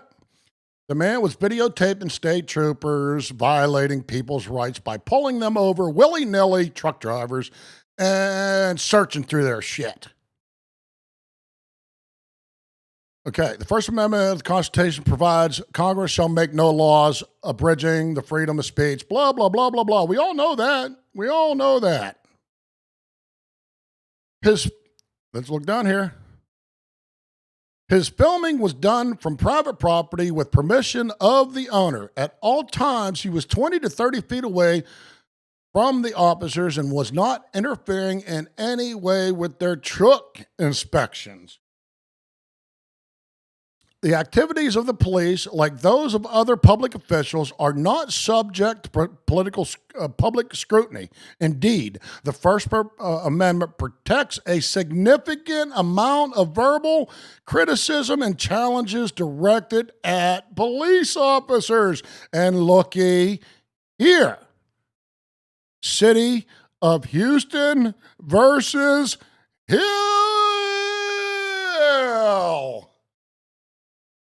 Ding, ding, ding, ding, ding, ding. Do y'all get it? The Mac Daddy of all First Amendment filming, allowing political discourse to police. All of these cases reference City of Houston versus Hill. Every one that I've seen about people being arrested for filming, about people arrested for saying, hey, you dirty, rotten bastard pig, and they get arrested for it. Every one of them goes back to Houston versus Hill, right? Truth Seeker knows what the hell I'm talking about. Do we get it? Every one of them. I've reviewed 30, 40 cases where people have been arrested for saying, you dirty, rotten bastard, you pig, and then being locked up for it. But it all comes around, man, because it is such established case law that the police at this point cannot arrest you for free speech without you being able to sue them personally. Do you hear me, Sergeant Guthrie? Do you hear me, Sergeant Sykes of the Pitt County Sheriff's Department? Do you read lips? I'm coming for you. You messed with the wrong individual that day. You didn't realize I eat case law for lunch, dinner, and breakfast. I don't need no stinking attorney to represent me in a little peon court that's coming up. Even if this judge does find me guilty of disorderly conduct, I have appeals. I know how to do it. I don't think the judge is that stupid. I think the judge is going to look at the facts, look at the case, and I think I will be acquitted if they have the balls to show up, which I don't think that the sheriff's going to let that happen. The district attorney ain't going to let that happen.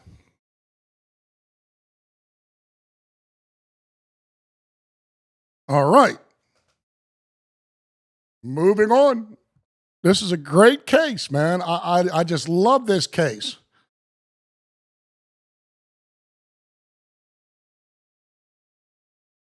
All right. Right down here. Right here. Although Robinson need not assert any particular reason for videotaping the troopers, he was doing so in order to make a visual record of what he believed was the unsafe manner in which they were performing their duties. He had previously talked to Arthur Hershey, a representative in the Pennsylvania General Assembly, about his concerns. Robinson's right to free speech encompasses the right to receive information and ideas. Do you see that? Stanley versus Georgia. All of these cases are incredible, man. You look at these inside these judgments and these civil lawsuits. You will see case law galore. I would suggest reading all of it. It's very insightful. Okay. Moving on. He also has a First Amendment right to express his concerns about the safety of the truck inspection to the appropriate government agencies or officials, whether his expression takes the form of speech or conduct. Texas v. Johnson, Minnesota's Board of blah, blah, blah, versus the Knight versus Knight. Videotaping is a legitimate means of gathering information for public dissemination. All right? Public dissemination. That right there comes from Fields versus Philadelphia. And I did that my last show, Fields versus Philadelphia, where that pinhead government attorney was asked, what would have happened with the Zapruder film if it was defined so narrowly that who was allowed to videotape? He didn't know how to answer that. Fields versus Philadelphia. Look it up. Go to Batuzza's website, YouTube page, and you could actually see the hearing there. I played it the last show that I had, Fields versus Philadelphia. Public dissemination and can often provide cogent evidence, as it did in this case. In some, there can be no doubt that the free speech clause of the Constitution protected Robinson as he videotaped.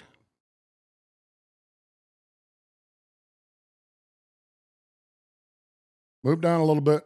Moving down. Okay, now everybody knows this case law right here. Smith versus the city of Cummings. Now, everybody knows Smith versus Cummings, right? That's the Mac Daddy. That's the beginning of making videotaping in public a legal activity.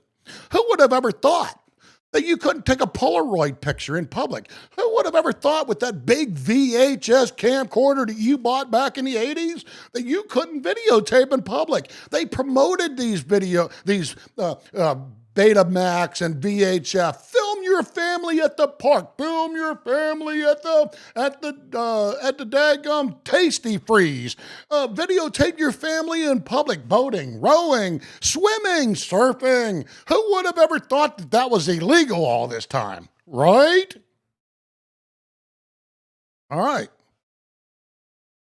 Smith versus City of Cummings. Okay. Moreover, right here, to the extent that the troopers were restraining Robinson from making any further videotape and from publicizing or publishing what he had filmed, the defendant's conduct clearly amounted to an unlawful prior restraint upon his protected speech.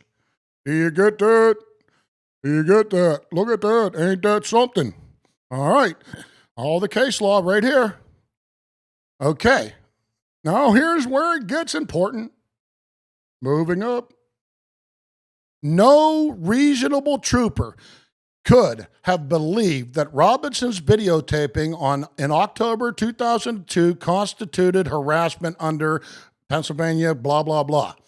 That statute provides in relevant parts a person commits the crime of harassment when, with the intent to harass, annoy, or alarm another, the person. Number 2, follow the other person in or about a public place or places. Number 3, engage in a course of conduct or repeatedly committing acts which serve no legitimate purpose.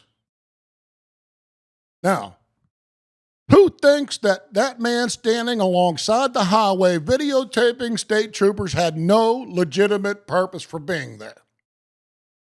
Does anybody believe that he shouldn't have been there? Does anybody believe that he had no legitimate purpose for being there? Who knows? Who knows? You know, he could have been videotaping that little bee. Bzz, bzz, bzz, bzz, bzz. You know? Come on. Is that not crazy? Is that not kooky? Is that not insane? Okay. Here we go. Significantly, the statute continues. This section shall not apply to any constitutionally protected activities. You see that? Do you see that?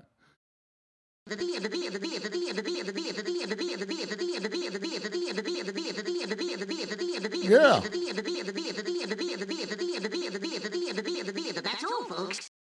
That's all, folks. You see that? Do you see that? It's just stupid. It's just stupid. All right. Moving on. Moving up.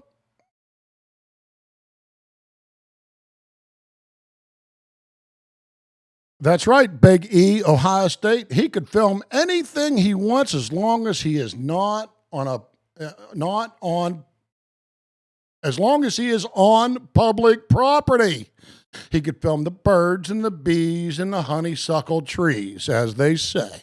Anything you could see from your eyes in public, you are allowed to film. Okay. And because of the statement of the district justice that Robinson was not to go near these troopers for any reason while they were performing their duties on Route 41. Remember the judge, the very first judge, the lower court judge, who said, you're guilty of harassing these state troopers. That you're guilty, and he never appealed. He just took the fine and went on his way. 2 years later, he's back out there filming, and they arrest him for that harassment, that you're not allowed to be around them cops. 2 years later, 2 years. It gets good, though. It gets really good. This court right here makes it all clear. Watch. Here we go right here. First, it goes without saying that an individual does not lose his First Amendment right to free speech, because he has had a previous encounter with law enforcement or is disliked by the police. Hey, DSS, do you think you're disliked by the police? Do you think that you're disliked by the police? I know Big E, Ohio State fan, is disliked by the police. They don't like that, Mo. No, they don't like Big E at all. No. That gives them the right to arrest you, Big E. Watch out. They dislike you. DSS says, I'm disliked by some. Okay, moving on. All right. Here we go down here. Here again. Look right here. Do you see this? City of Houston versus Texas. The Mac Daddy of all case law.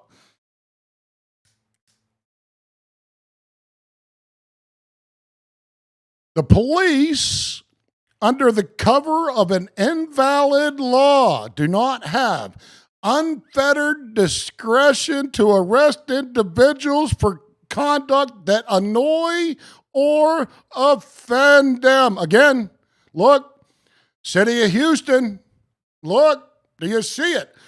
I see it. Do you see it? I see it. Do you see it? I see it. Do you see it? You see it? My cat, I see it. Do you? I get it. I get it. By now, I do. Yeah, thanks a lot, True Seeker. I hope to make it entertaining,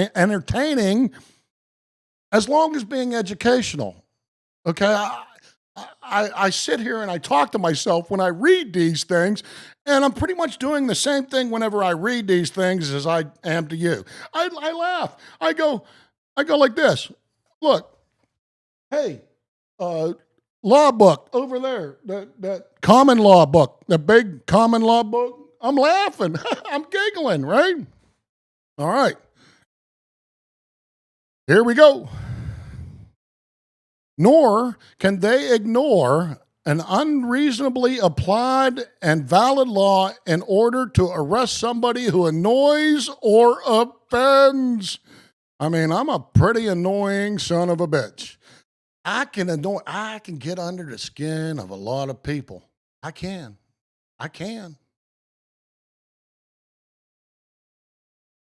Defiantly educational. That's right, True Seeker. Defiantly educational. Hey, Sergeant Guthrie, I'm coming, Sergeant Guthrie.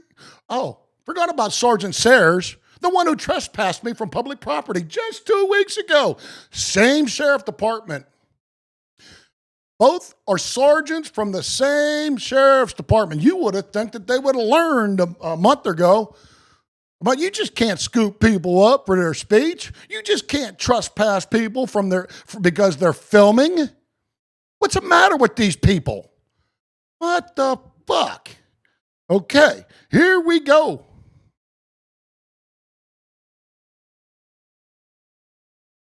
These are clearly established constitutional principles. Do you hear that, Sergeant Guthrie? Do you hear that, Sergeant Sires? These are clearly established. So whenever I was barking at you in that car, y'all saw the video, y'all heard what I was saying. I asked Sergeant Guthrie, do you know what qualified immunity is? He said, yes. I said, what is it? Nothing. Crickets. Silence. I said, I'll tell you what it is. It's law that is established that you should know as a reasonable law enforcement officer should know. So now your qualified immunity is out the window. Get it? I'm going to come out to your boat. I'm going to come out to your house. I'm going to come after your dog. By the way, I don't want your wife. No, I'm not going there. Don't want her. I'm not going to say it. I want all your material possessions. Please give me all of your stuff. That's what you did when you handcuffed me. Just give it to me. Give it away, as George Strait said, just give it away. Just give it away. That meant divorce, but just give it away. King George, they call him in the country circles. Who likes King George? Who likes George Strait? I like him. I like all music. I was a DJ for 20 years. I like country. I like rock and roll, classic rock and roll. Okay. I digress. All right, these are clearly established constitutional principles, and no reasonable police officer could have believed the contrary.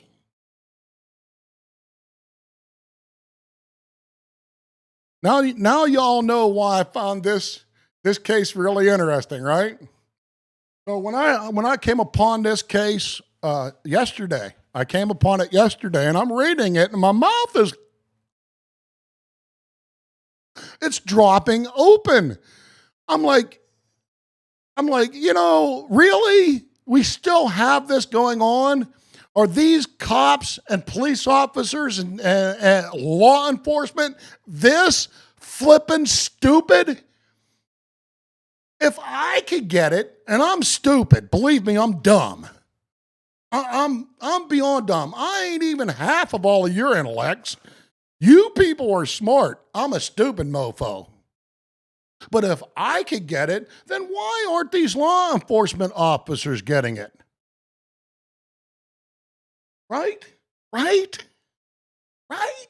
Okay, moving on. Second, the district justice had no legal justification to tell Robinson he could not be near the truck inspection site on Route 41 in the future whenever truck inspections were taking place.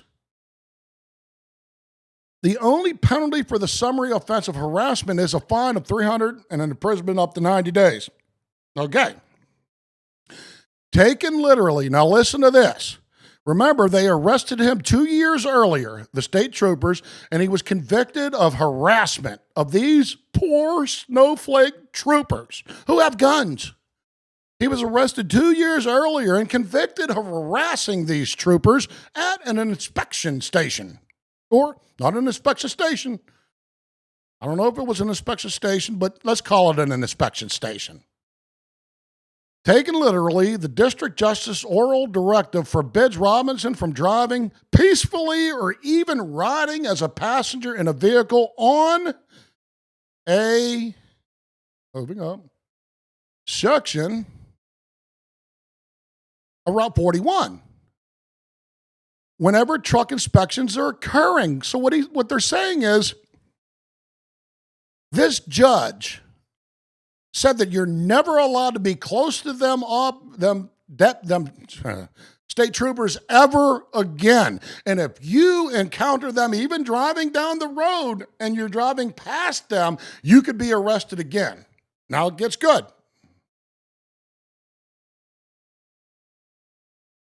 Robinson could not have lived, visited, or worked on any property in close proximity to the inspection site without the possibility of arrest. The ban imposed by the district justice was apparently permanent. For the rest of his life, he cannot encounter these two troopers ever, wherever they were. Here, it was being enforced by the troopers more than 2 years after it was allegedly imposed. We recognize that the defendants maintain that they were relying on what the district judge had said in the 2000 court proceeding. We find this totally unconvincing. No state trooper could have reasonably believed that the oral statement of the district judge, accompanied by anything in writing, and made over 2 years before the incident in question in this lawsuit, constituted a formal restraining order to be enforced by arresting Robinson under the facts and precedent here. Okay. In essence, what these judges are saying, yeah, Truth Seeker, as a truck driver, he was screwed. Okay, as the judges are saying here is, this harassment conviction, in essence, became a restraining order. So the state troopers used the arrest of harassment and conviction to say that it was, in essence, a restraining order from Robinson to interact with them at all, carte blanche. Right? Okay, moving on.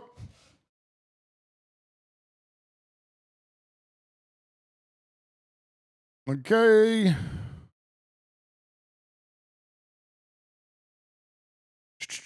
Restraining order to be enforced by arresting Robinson under the facts as presented here. Moving up, we're almost done. Robinson has established his claim that the defendants retaliated against him for exercising his First Amendment right to videotape police conduct. He has proven, number one, that he engaged in a protected activity, that the troopers responded with retaliation, and that the protected activity was the cause of the retaliation. Estate of Smith versus Morosco. Thus, we find the defendants, which are the troopers, liable under 1983 for violating Robinson's First Amendment right to videotape police conduct. Do you get it? Do you get it? I know you get it. I know you get it. My cats get it. You know, I have my cats sitting there. They get it. Sergeant Guthrie, do you get it? Sergeant Ayers, do you get it? I think you do. I think you do by now. Even though you're that freaking stupid, I think you're getting it now. Okay, moving on.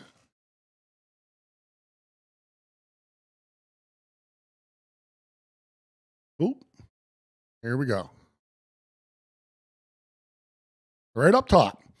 Robinson also alleges a 1983 claim for violation of his Fourth Amendment right to be free from unreasonable seizure. The Fourth Amendment to the Constitution provides, in relevant part, the right of the people to be secure in their persons against unreasonable seizure shall not be violated.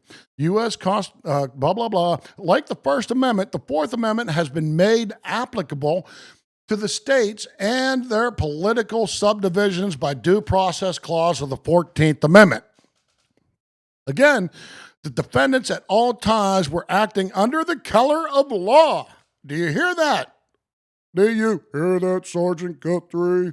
Do you hear that, Sergeant Sayers? All right. Moving up. Robinson, right here, argued that the troopers arrested him without probable cause. There's the case law. Probable cause to arrest exists when the facts and circumstances within the arresting officer's knowledge are sufficient in themselves to warrant a reasonable person to believe that an officer has been or is being committed by the person to be arrested, or the offense has been or is being committed by the person to be arrested. All right, moving up. Moving on up, moving on up. All right. Anybody know what song that comes from? Moving on up, moving on up. We're getting there. I think it was some good TV program that I really like. Anybody know what moving on up? You all may be too young to remember that. Okay. Here we go. The citation issued, blah, blah, blah, blah. The East Side, the Jeffersons, ding, ding, ding, ding, ding, ding. Cat, the Jeffersons. You got it, Cat, man. This goes out to you for getting it. I asked you a question. You answered it correctly. Y'all, rest of you fail. Y'all fail. Congratulations, Catman.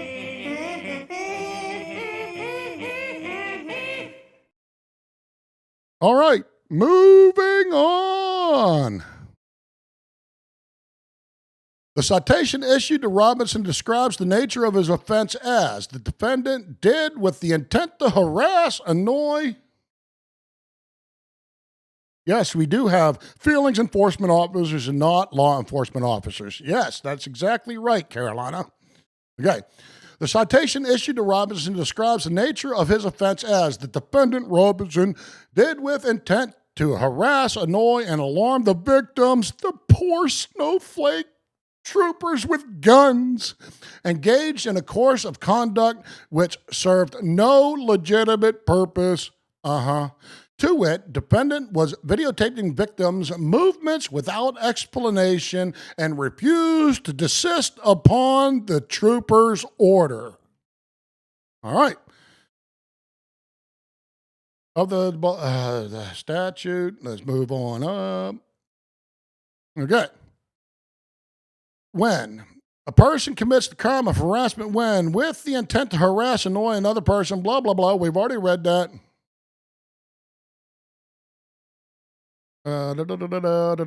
Significantly, right here, the citation omitted any reference to the part of the statute which states this section shall not apply to any constitutionally protected activity. Doesn't this get funnier and funnier? I mean, isn't case law beautiful? Isn't it beautiful to sit in Semper's Bunkhole's law library? Isn't this a beautiful thing? Welcome to Semper's Bunkhole, 300 feet deep from any government intrusion. They don't know where I'm at. They have no clue where I'm at. I don't answer the door to FBI. I don't answer the door to nobody. I don't crack my hatch for anybody. Okay, moving on. Hey, J-Law, how are you doing? All right, moving on. As we explained above, the activity of Robinson in videotaping the defendants in October 2002 was constitutionally protected speech. Robinson was filming the troopers while on private property with the authorization from the landowner. He was 20 to 30 feet from them, and at no time did he interfere with the carrying out of the troopers' duties, which were being conducted on or near a public highway. All right. Based upon these facts, no objectively reasonable police officer could have believed Robinson was committing an offense of harassment under Pennsylvania law. You hear that, Guthrie? Sergeant Guthrie. If you're still a sergeant, I think you got a couple stripes removed right now.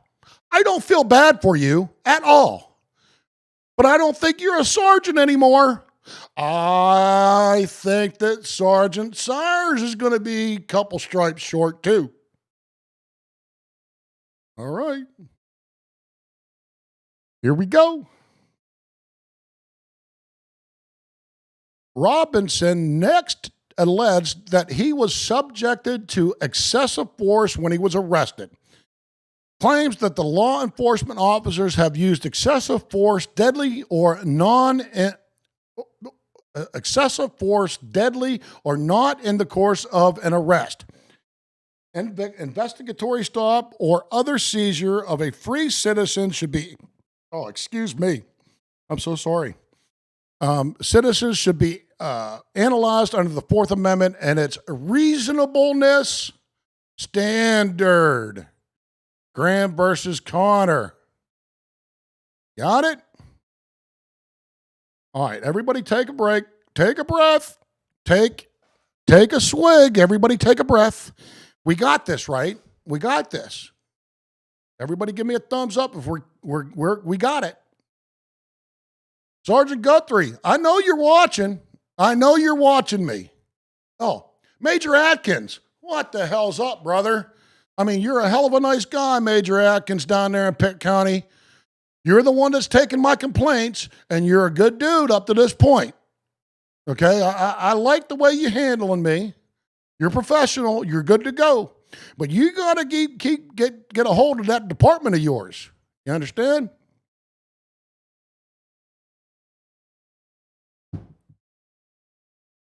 All right. I'm going to smoke another cigarette. All right. Hey, Thin Blue Line Slayer, how are you doing, man? Welcome to Semper's Bunkhole, 300 feet deep from any police. I don't deal with them. They come knocking. I don't open the hatch. No, don't ever open your hatch to a police officer. Never open your hatch to the police officers if they could find you. But they don't know where I'm at. They have no clue. Okay. Let me light this cigarette.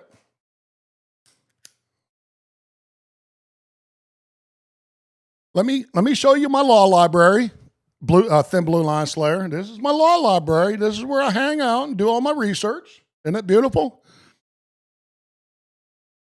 All right. Let's get, since we're all refreshed, since we all got what we're smoking. Okay? Let's get back to the case. Right up top here.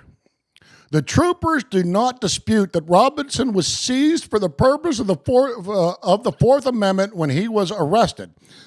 As for the reasonableness of the amount of force used, our inquiry again turns upon a standard of objectiveness.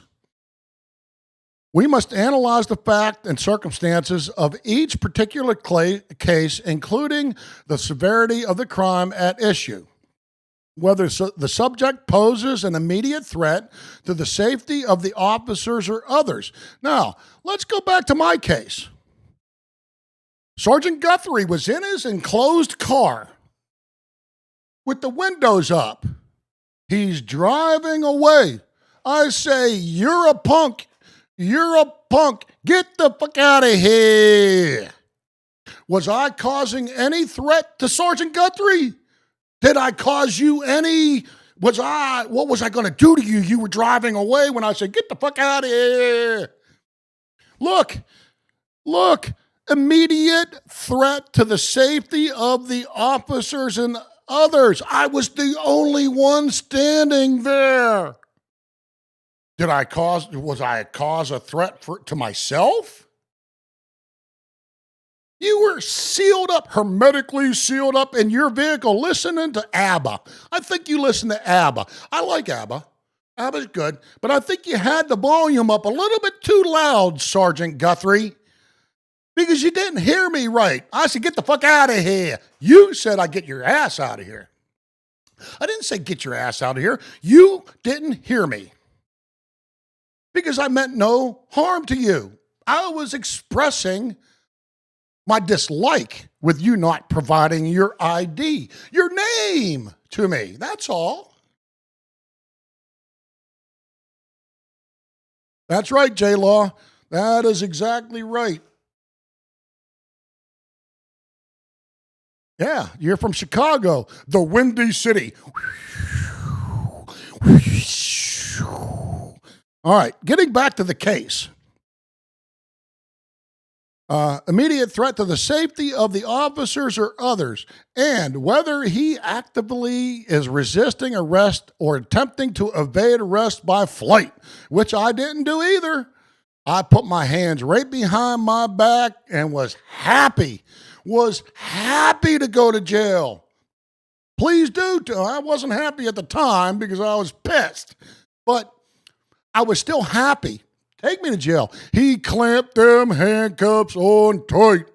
I still can't feel my thumb because they clamped them handcuffs right on that nerve right there. They know how to, and they gave me I'm a fat body. I'm a big boy. He clamped them small handcuffs on me knowing that it would hurt. He knowing that would cut that nerve, hurt that nerve right there to make my thumb go numb.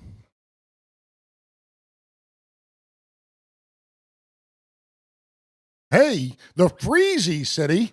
Oh, you're making me cold. You're making me chill there, Thin Blue Line Slayer. Okay, I wasn't going to flee, nor did Mr. Robinson flee. He went peacefully. Okay. Resisting arrest or attempting to evade arrest by flight. To answer the question of whether the totality of circumstances justified a particular sort of seizure. Graham, our Court of Appeals has enumerated additional factors to consider, including the possibility that the person subject to the police action are themselves violent or dangerous. The duration of the action, whether the action takes place in the context of effecting an arrest. Moving on up, we're almost done, folks. The possibility that the suspect may be armed, which I wasn't either, and the number of persons with whom the police officers were contend at the time. Okay. Like him, I was by myself. Well, Carolina Auditor skedaddled across the street to get a better angle of my arrest. Well, gotta love Carolina Auditor. Give me a thumbs up if you love Carolina Auditor. He is my man.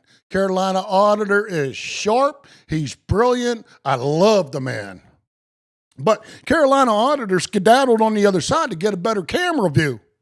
And he got a better camera view. All right?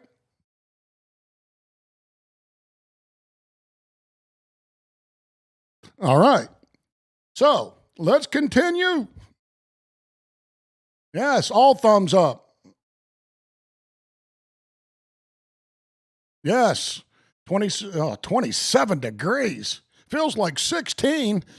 Whew, too cold for me. I'm nice and toasty warm down in my bunkhole. And welcome to my bunkhole. Semper's bunkhole, 300 feet deep, safe and secure from anybody, anything, any government intrusion at all. The government ain't good. From top down, they're all conniving bastards. Okay, let's continue. Here, the troopers handcuffed Robinson and placed him into a patrol car. He remained in handcuffs for about 30 minutes until additional Pennsylvania state officers arrived to transport him to the Avondale Barracks. Robinson continued to be handcuffed during the drive to the Avondale Barracks, where he was then booked and fingerprinted. In total, he remained in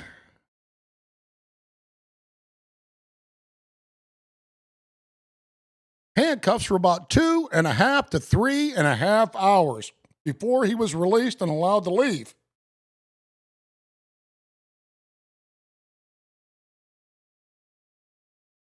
Yeah, I do have fun. Hey, Stephen, thank you very much. Hey, thank you very much for coming to Semper's Bunkhole. In my legal library, my law library, my constitutional law library, my common law library. You know, this is one of my favorite places to be. And I'm here to educate myself and to help you understand the simpleness of it all. The Constitution is simple. It really is. They make it more complicated than it needs to be because they want to arrest you, because they want to Fuck you.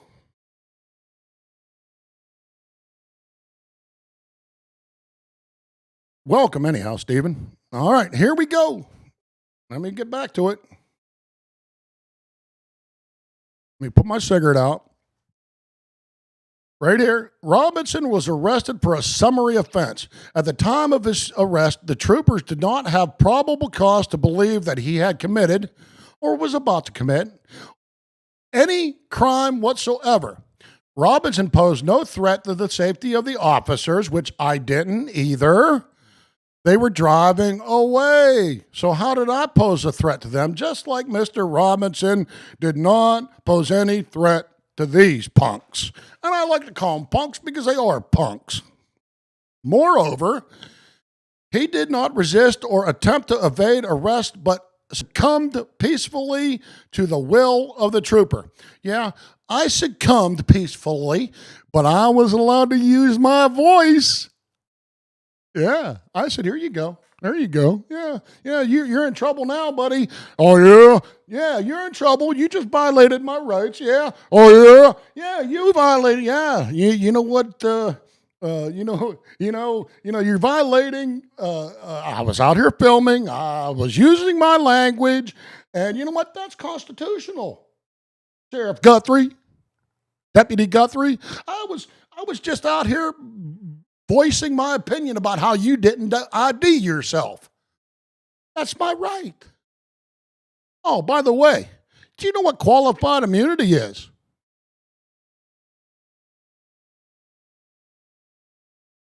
All right, moving on. Okay, moreover, he did not resist an attempt to evade arrest, but succumbed peacefully to the will of the troopers. There has been no evidence that Robinson was violent or dangerous or that he was armed. I was in shorts. Robinson's arrest was completed within a matter of seconds.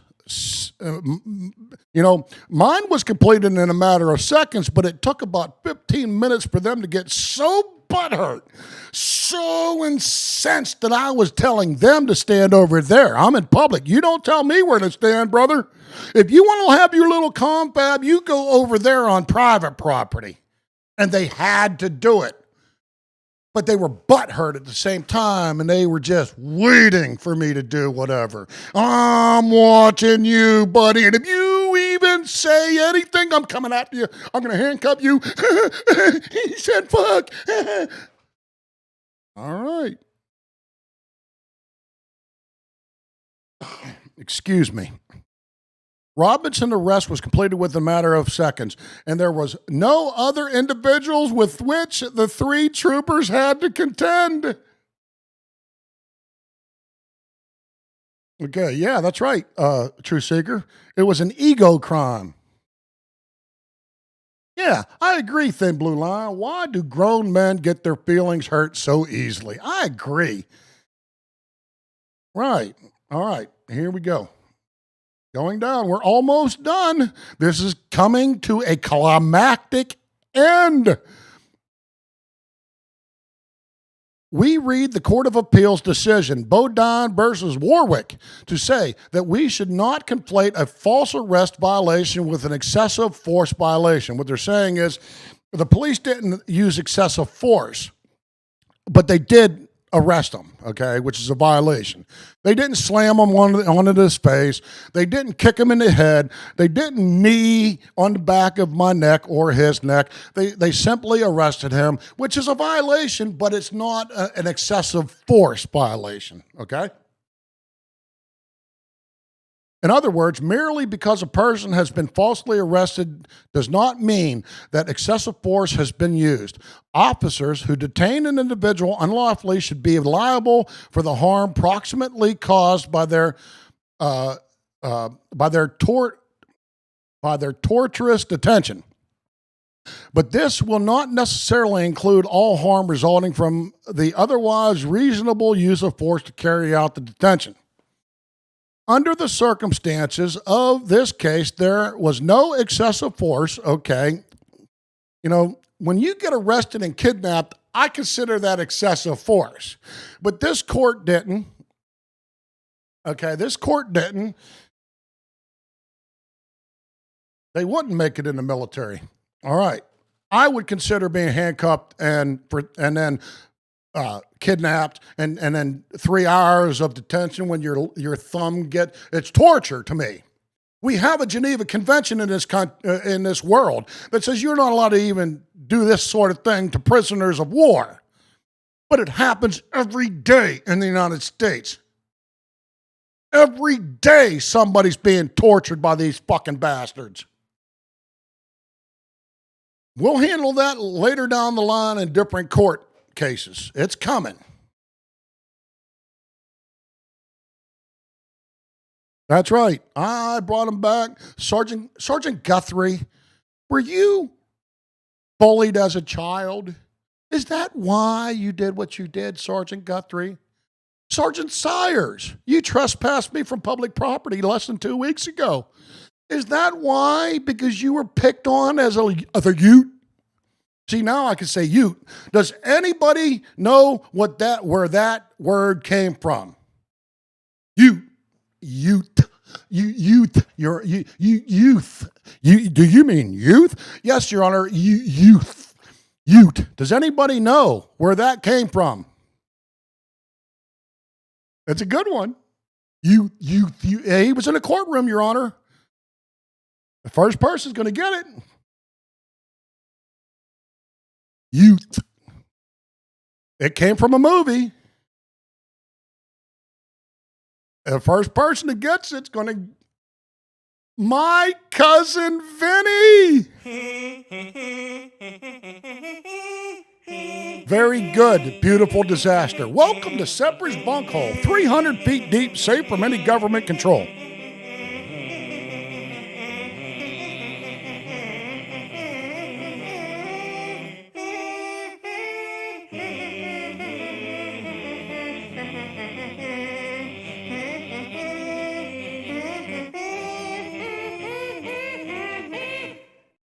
Very, very good, beautiful disaster. Again, welcome to Semper's Bunkhole.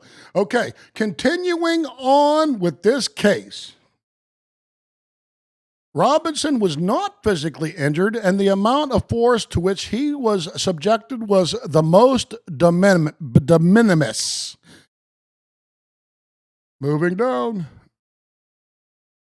Okay, lastly, Robinson contends, as part of his Fourth Amendment claim under 1983, that he was maliciously prosecuted as a result of the October 2020 incident. Now, this pertains to my case too, because go ahead, find me guilty and send me on down to the next court. Any reasonable judge, any reasonable officer, any reasonable district attorney will see that if you prosecute me for saying, get the fuck out of here, if they prosecute me and convict me and I have to appeal, guess what? That's a malicious prosecution. So go ahead, try me. All right. Okay, malicious prosecution right here. A plaintiff must show the defendant initiated a criminal proceeding. The criminal proceeding ended in the plaintiff's favor. You see that? The proceeding was initiated without probable cause. You see that? The defendant acted maliciously or for the purpose other than bringing the plaintiff to justice. And 5, the plaintiff suffered a deprivation of liberties consistent with the concept of seizure as a consequence of the legal proceeding. Are we having fun yet? I am. I'm enjoying the shit out of this. I mean, you would have to think that I was half out of my mind to enjoy this so much. I think you're all crazy too for enjoying it. I really think that you're all crazy for enjoying this, but that's just me. All right. Moving on. We're almost done.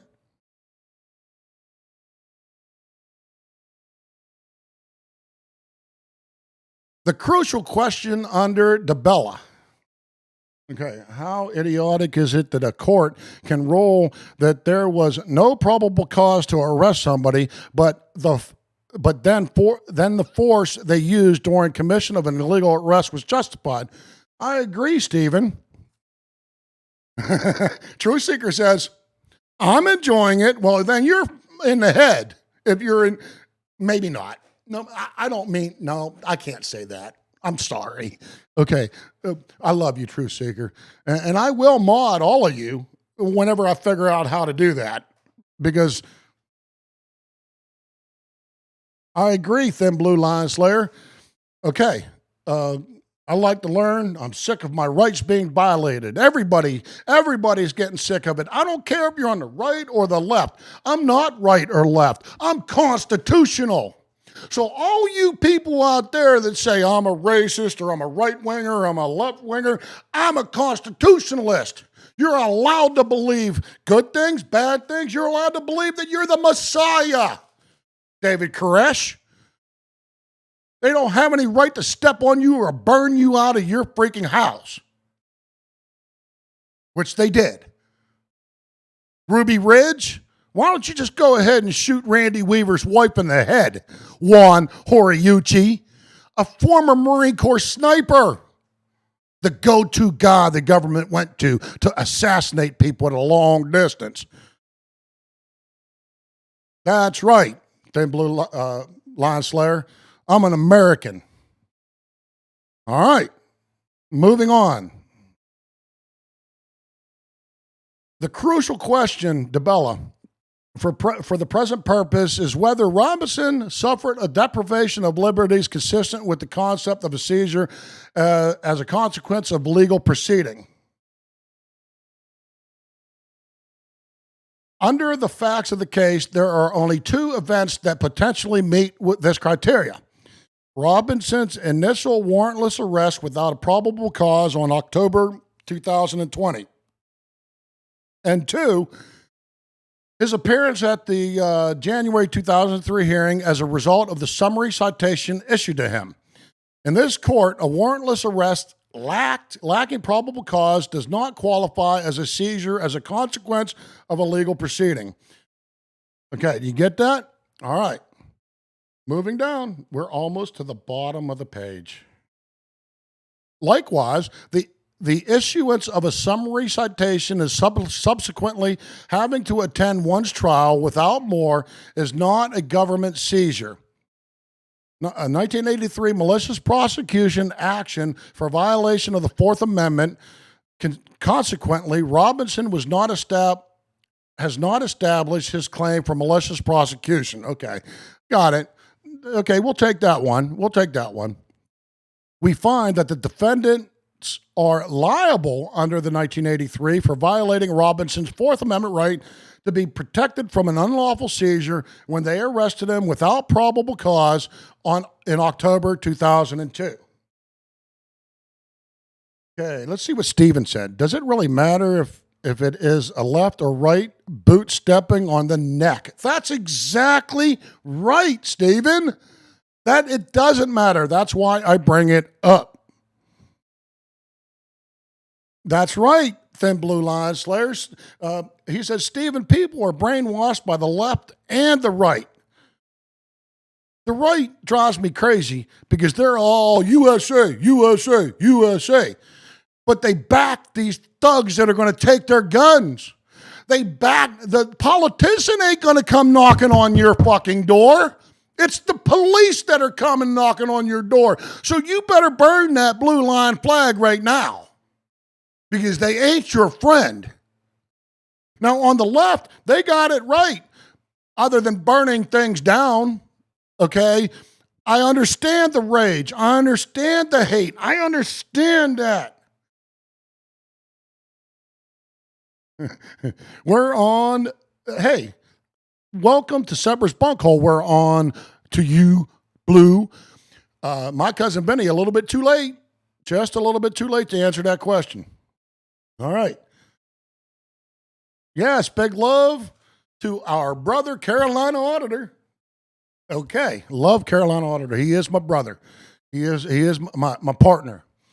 Okay, right, Carolina. Okay, let's finish up with this case law. Okay, let's get to the end. Find out what happened. Okay. Again, excuse me. I smoke. I have that. I'm gonna try to quit one of these days. Robinson is titled to compensatory damages for any monetary losses, humiliation, and mental anguish caused by the defendant's deprivation of his constitutional rights. Memphis, blah, blah, blah. Carey versus blah, blah, blah.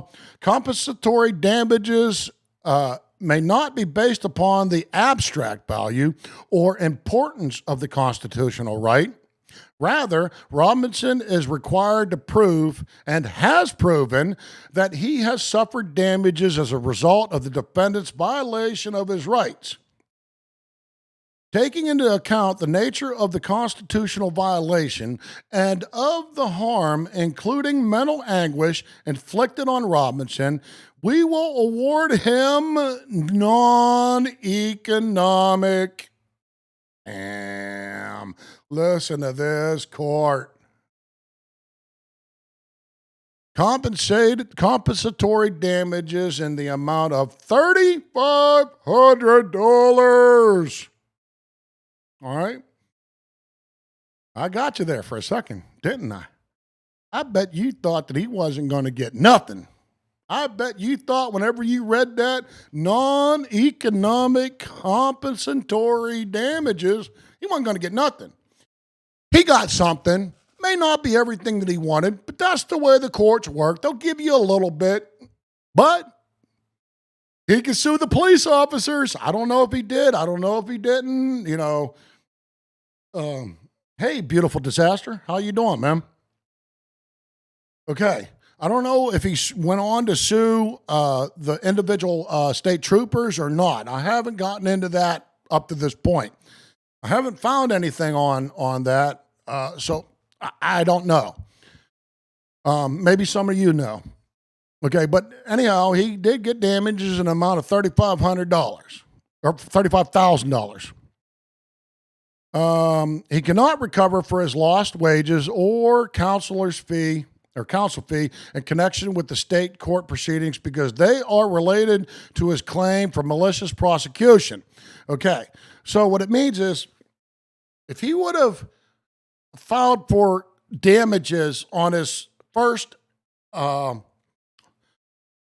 and Fourth Amendment claims of deprivation of rights, he probably would have gotten compensatory damages for loss of wages and attorney's fees. But for whatever reason, his attorneys linked them compensatory damages to other than deprivation of rights. So, you know, it's kind of weird, and that's a lesson to learn. That's a lesson to learn that you tie all your damages to the actual civil rights violations. All right. Recover connection with the state court's proceedings because they are related to the claim of malicious prosecution.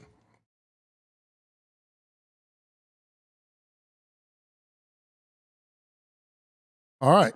Plaintiff also seeks punitive damages. Yeah. Sergeant Guthrie, are you listening? Sergeant Sires of the Pitt County Sheriff's Department, Major Atkins, I filed some complaints with you against these two sergeants. Are you listening? I know you're watching me right now. Maybe even the district attorney's watching me. Well, even if he isn't, I'm sure he'll see it on rerun. All right? Are you listening? Punitive damages. Such damages may be awarded in the 1983 action when the defendant's conduct is shown to be motivated by evil motives or intent.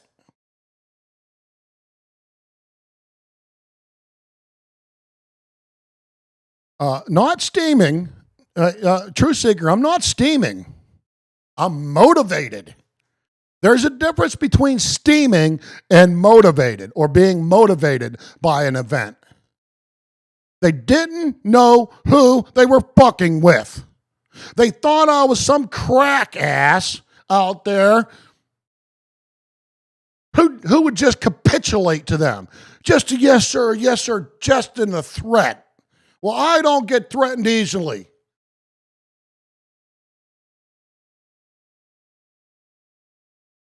Such damages may be okay, blah, blah, blah, when the defendant's conduct is shown to be motivated by evil motives or intent, or when it involves reckless or callous indifference to the federally protected rights of others. Smith versus Wade, blah, blah, blah. Punitive damages are not designed to compensate the plaintiff. Rather, they serve the dual purpose of punishment and deterrence. Okay. Sergeant Guthrie, I keep on saying your name. I know you got some stripes removed. That's punitive.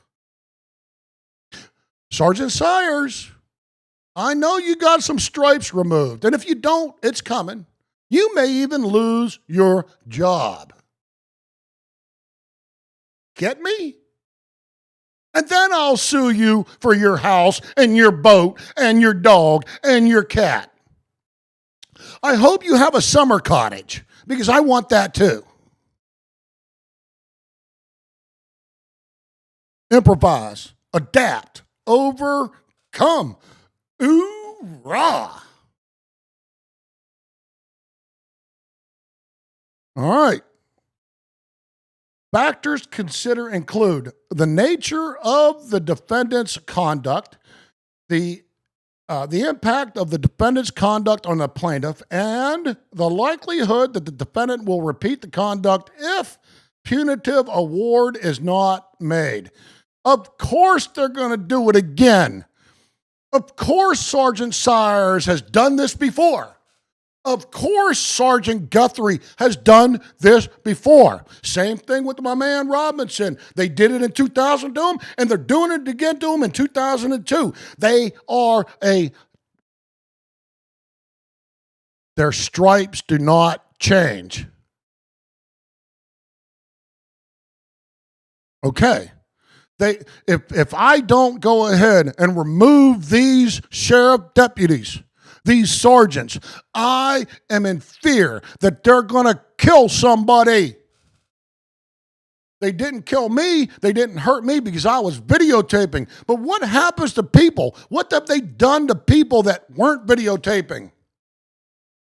I'm sure a hell of a lot worse.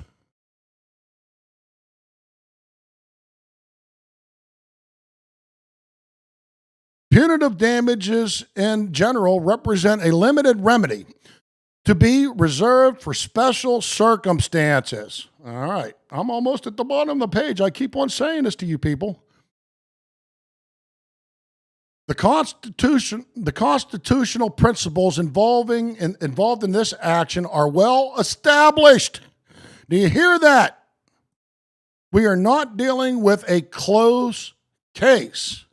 We are not dealing with a close case or with the split-second decision of a police officer often have to make in the heat of a dangerous and potentially dangerous confrontation. There was no justification for the action of the defendants in violating Robinson's right to free speech and his right to be secure in his person against an unreasonable seizure. Page up. The defendant's misconduct caused him real injury and involved reckless and callous indifference to his, indifference to his federally protected rights. To defendants, Robinson was a gadfly. That's a good one, isn't it? You're a gadfly.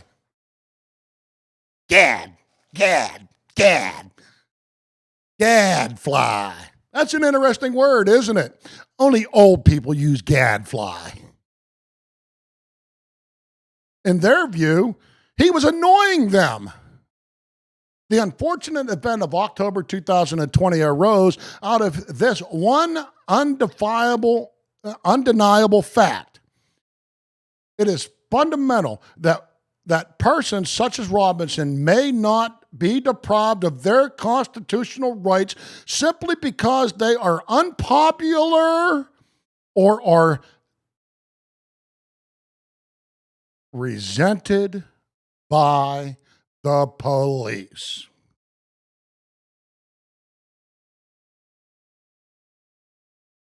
And you wonder why. I really like this case law, this case right here. It touches on everything. Filming. It touches on speech. It touches on malicious prosecution. It touches on the whole gamut. So whenever I saw this case, okay, when I saw this case, I just chuckled. I read it and I just chuckled. Because as we saw earlier in this opinion, City of Houston versus Hill is all through this. Not only do you have City of Houston versus Hill that establishes all of this, this case is affirmation.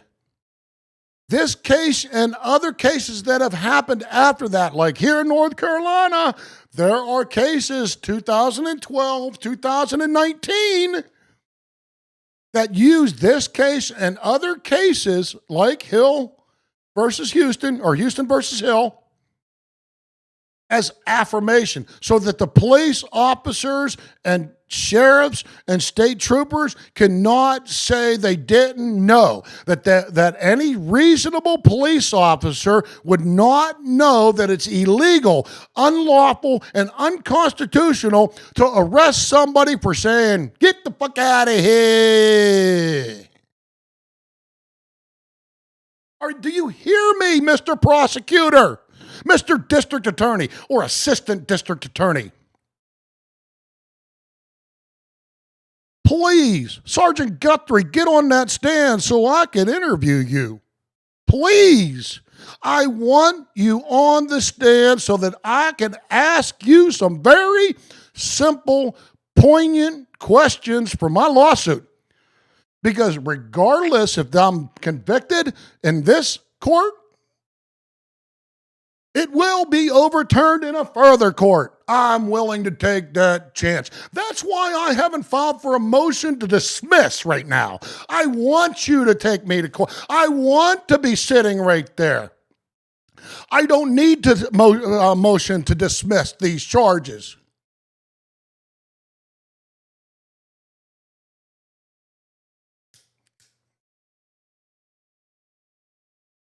I can't wait for your deposition later on down the line. I got a list of questions for you, brother. Do you understand me, Sergeant Guthrie? If you're still a sergeant? Do you understand me, Sergeant Sires, for trespassing me off of public property last week? I want to be there. I ain't running away from you like everybody else. I know my rights. I know the case law. I know. I'm not crazy. I'm not crazy at all. You're crazy for what you did to me.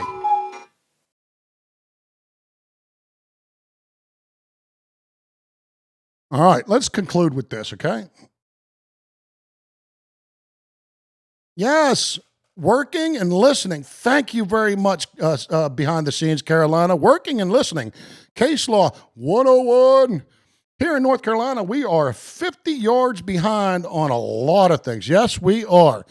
And blind justice is one of them cases that is just insane, man. $50,000 bond, man, for a crime that doesn't carry any jail sentence. So, you know, the blind justice thing is insane, and I hope and pray that it all works out. I was down there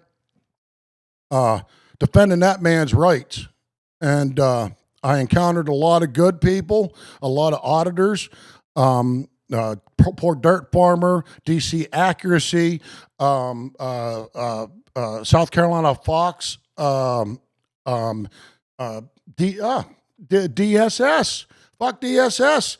My man, I love you, brother. We got to get together again. You know what I mean? Okay. But anyhow, and we will get together again. You said that you would never see me, DSS. You will see me again, brother. Okay. Who else did I forget to mention? Man, there were so many down there supporting Blonde Justice. All right. Let's finish up with this, okay? The defendants must be punished and deterred from similar misconduct in the future. We will award Robinson punitive damages against each defendant in the amount of $2,000. Okay, they weren't fired. They weren't removed, but they're getting closer to this qualified immunity thing. They said here that, yeah, punitive damage. And that's a deterrent, $2,000. Don't do it again. You still got your job. You still got your job, but you need to pay up. All right? They're gonna. I'm hoping that Mr. Robinson took a lot more out of him than that, because this right here is just open and shut. Yeah. Hey, thanks a lot, True Seeker. Thanks a lot. I appreciate that, man. It's the least I could do, man. If I had the resources, if I had more, I would give. All I could do is try to assist in other ways to research case law, advise, just give moral support. You know, that moral support means a lot. Just go and hit on their website when they're up and running. On their YouTube page. If you want to donate to Blind Justice, they need it. They still haven't gotten their $50,000 back yet. I would suggest that you go ahead and help them in any way that you possibly can. Yes, behind the scenes, Carolina, that's right. That's right. I'm so sorry. I'm so sorry. Thank you very much for reminding me. All right. Let's finish up here.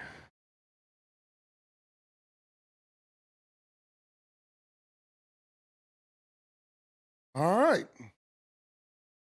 And here is the judgment right here. And now, this day, the 19th day of July, 2005, based on the foregoing findings of facts and conclusion of law, it is hereby ordered that a judgment is entered in favor of the plaintiff, Mr. Robinson, and against the defendant, Patrick B. Fetterman, John Rigney, and Gregory Rick, jointly and severely for compensatory damages in the amount of $3,500. Yeah, $1,800 a month. It's insane, dude. Okay. Number 2, judgment is entered in favor of the plaintiff against Mr. Robinson, and against the defendant, Patrick B. Fetterman. The punitive damage in the amount of $2,000. The judgment is entered in favor of the plaintiff, Mr. Robinson, against the defendant, Sergeant Sires, John Rigney, for the punitive damages in the amount of $2,000. Number 4, judgment is entered in favor of plaintiff, Mr. Robinson, and against the defendant, the Pitt County Sheriff's Department and the County of Pitt. Greg Reek, for the punitive damages in the amount of $2,000 by the court, Harvey Bartle the third. All right. Now, what did you think about that? Y'all like that? Down here in Semper's Bunkhole, 300 feet deep, safe from any government intrusion. NSA eavesdropping, FBI prying eyes, or the local po-po. They don't know where I'm at. I'm 300 feet deep below them. But I'm coming at you. Every time I crack the seal of my bunk hole, I'm coming out to audit. I'm coming out to watch you and your malfeasance. You don't scare me. You don't frighten me because I have the Constitution and the Marine Corps flag to wrap myself around. Always faithful. Semper Fidelis. I gave it the oath to defend the Constitution, and that's what I am doing precisely.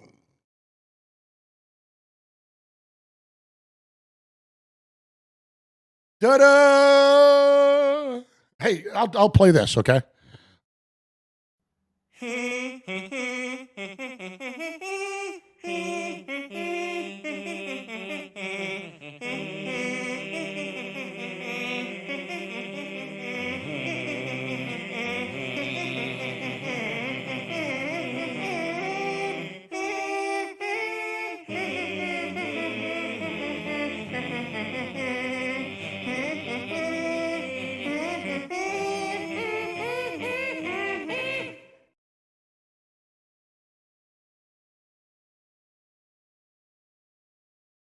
Thank you very much, Jeremy Bush. Thank you very much, True Seeker. Behind the Scenes, Carolina. Thank you for stopping in. Hopefully I educated you guys. True Seeker. I already mentioned True Seeker. Hey, Jay Law. Love you, man. Thanks for stopping by. Let me look in here and see who all's in here.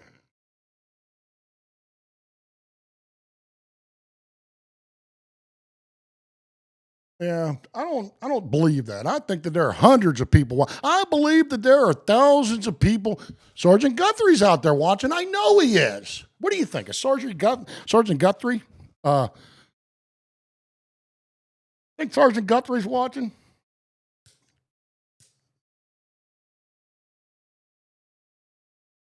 Okay, let me do this. Let me do this.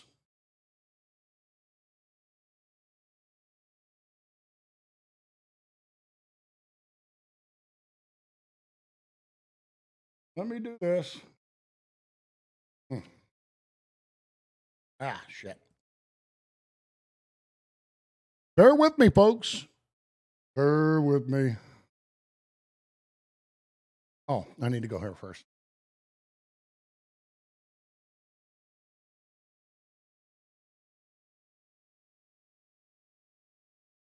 Let me go to my channel.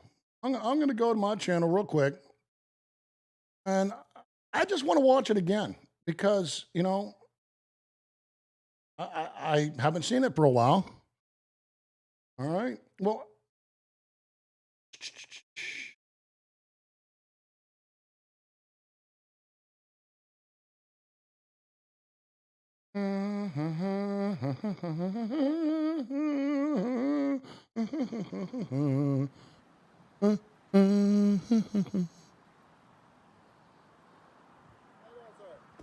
sorry, I do not answer questions.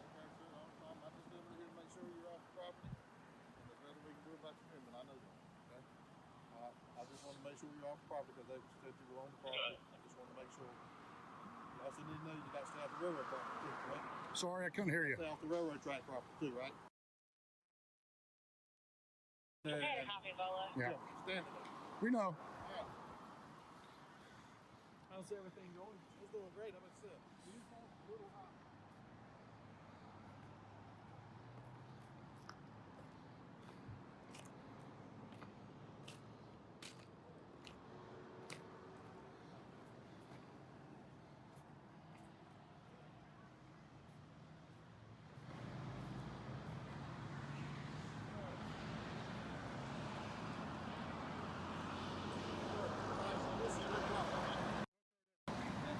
I'm not answering any questions. Step on the other side of the railroad tracks, be fine, sir.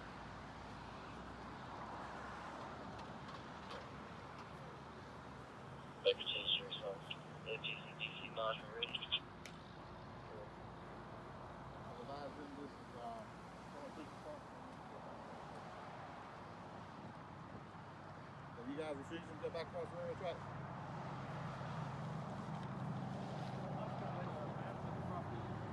See your map, sir. I was looking at the map myself. Let me see your map, sir. Here, I'll hold that. Oh, go ahead. Want me to hold it? Yeah. Oh, got it. Who y'all with? I don't answer questions.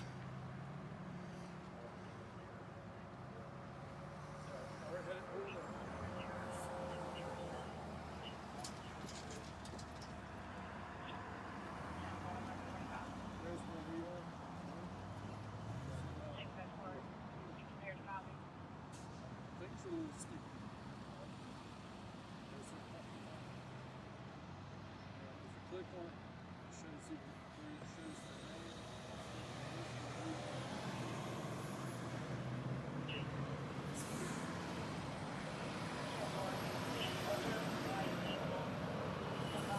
See that street?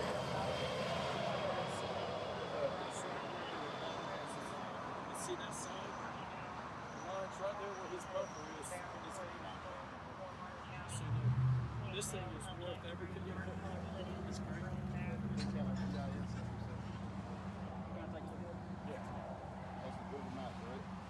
All right, the captain's back. How you doing, Captain?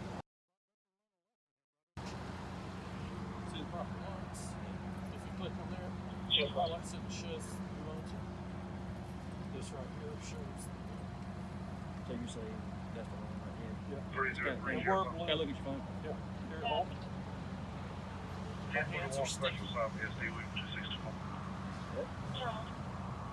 All this resource is wasted because you don't know your property line, sir. Look at all this resources wasted because you don't know your property line.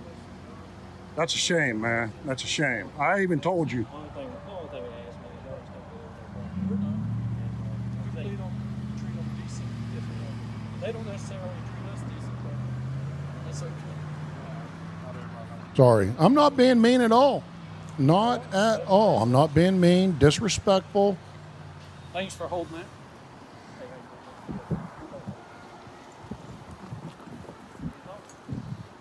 If you can just stay over there, sir. No, sir. This is public property. You don't have any right to tell me where to be in public. What's the matter with you? Step over there, you can be cross-dressed. Yeah, that line right there.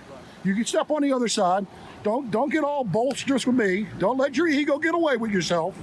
All right? Thanks a lot, Thin Blue Lion Slayer.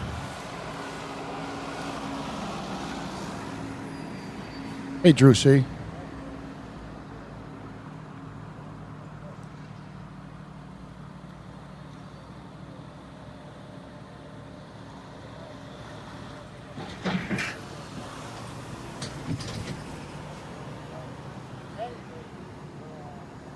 It's not hard. It's not hard to have a conversation with you guys. You guys are real easy to converse with. I thank you very much for coming down into Semper's Bunkhole, and I just can't appreciate y'all enough. You know, I love all you people out there doing the right thing.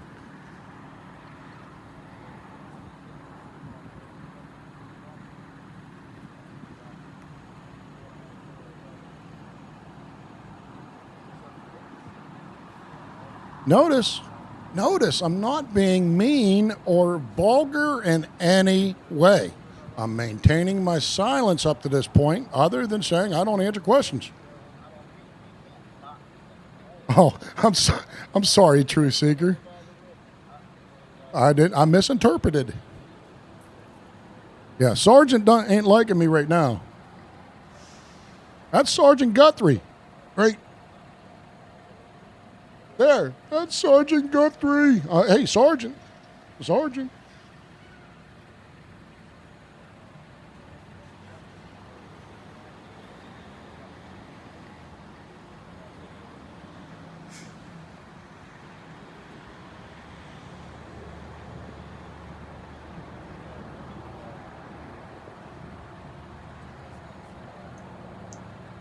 He just didn't like that I told him to get on their property. He didn't like the fact that I said, no, you don't tell me where to go in public. You can go over there.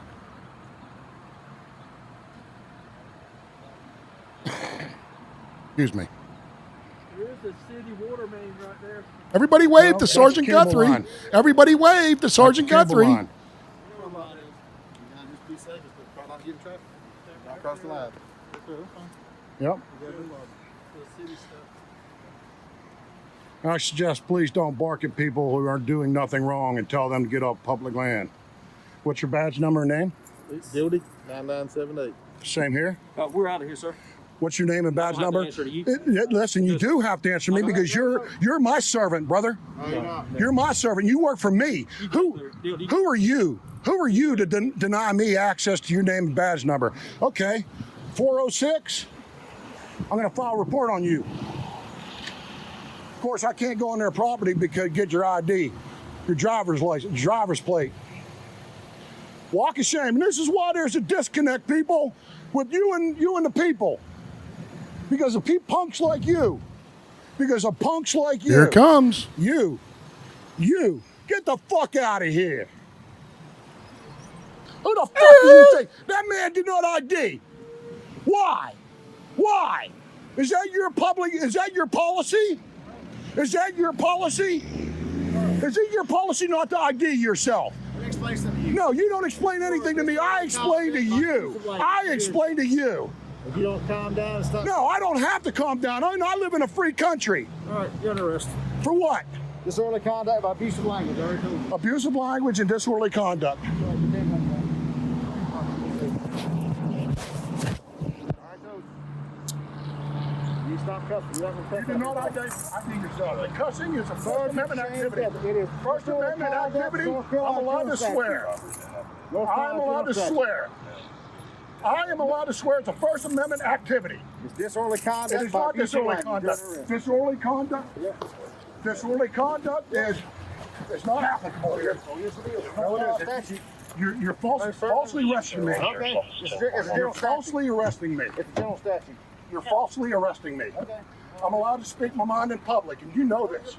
I want to see your supervisor right now. No, I want to see your supervisor. When I request a supervisor, you're supposed to respond. I want to see your supervisor right now, and that's my right to do that. I want to see your supervisor. Let's get this I straight. am a supervisor. No, Sit I down. want to see somebody higher than you. You just saw him. He's the one you just cussed out to. Yeah, Have a seat. Just saw him.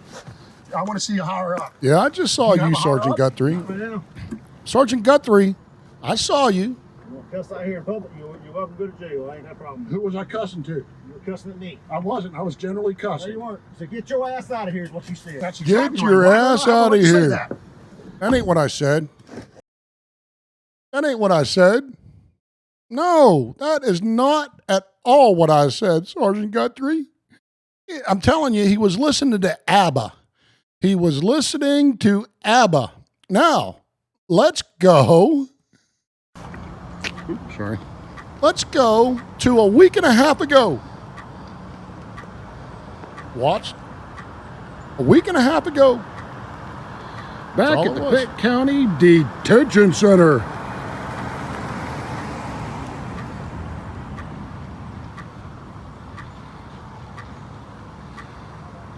My home.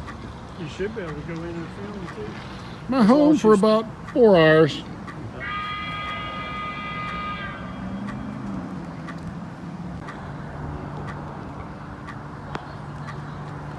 Happened to me a week and a half ago.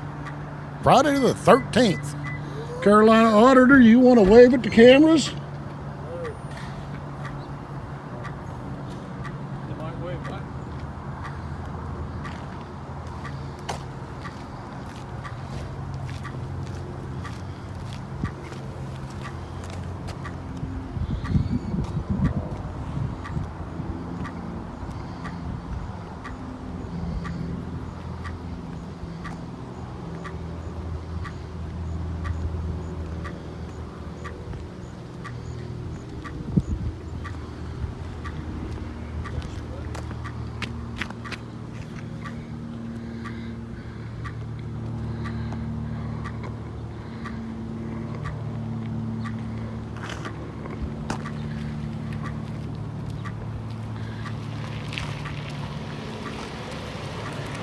Well, let's advance a little bit.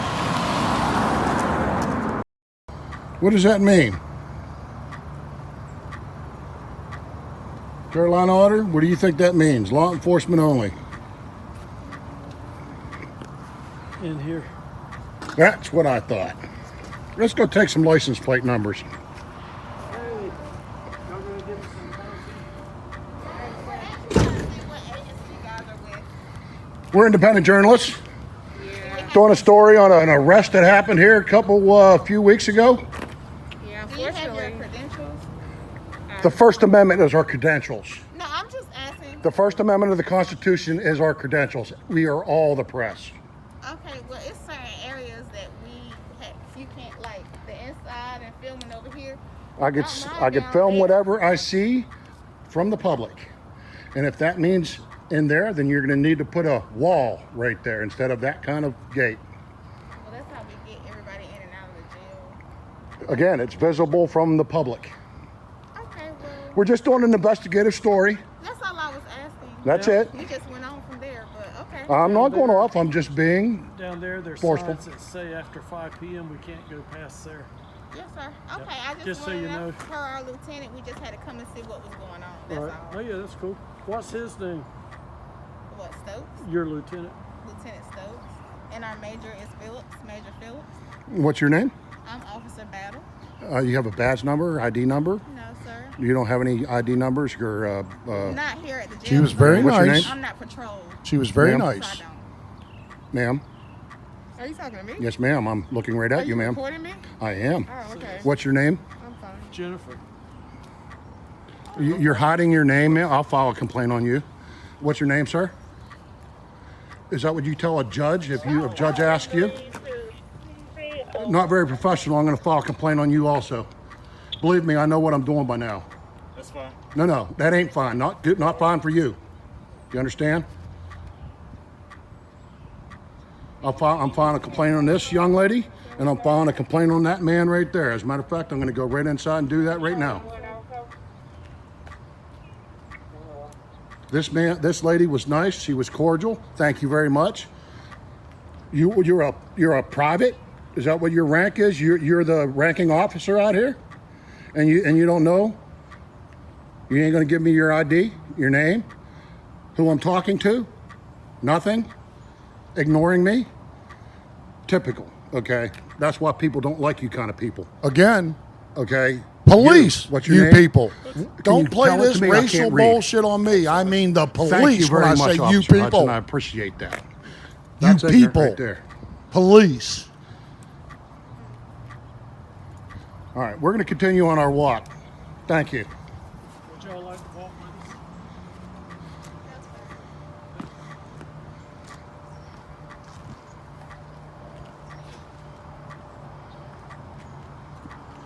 Restricted. Fast forward a little Same bit. thing over there. Public access. No public access, it says.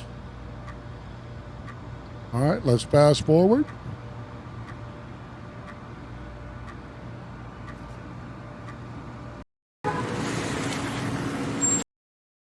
All right, before I get into this part, this is happening in real time. Carolina auditor, yes, it is, beautiful disaster. The Carolina auditor, this is what I love about Carolina auditor. Carolina auditor crosses his X's, puts the T on the T top, and he dots his I's. He's inside confirming where we're allowed to be in real time. That's why I have Carolina Auditor's video, because it's in real time. What he is doing, I'm doing at the same time. So let's see how this goes.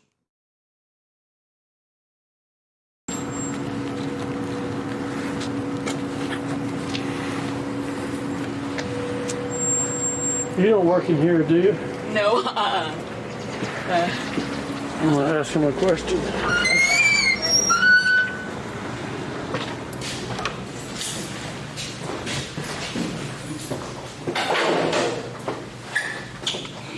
Hey, good afternoon, sir. How are you doing? All right, how are you? I'm all right. How's Sergeant Guthrie doing? I'm sorry? How's Sergeant Guthrie doing? I don't know. I don't see him. I'm I don't sure see you Sergeant don't. Guthrie. Yeah. We got a complaint about you being out here Public. recording. Actually, this is private property. Recording. Private down there at the end, No, sir. All this property that you're standing on is owned by the county of Pitt. which is public.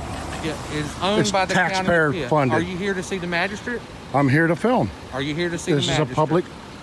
I'm going to go.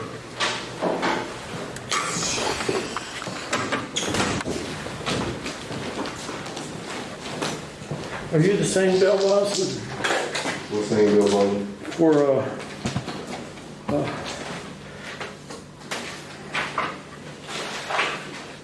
I paid you to get someone out. You're the one, I'm sure. Man, I can't even think of his name.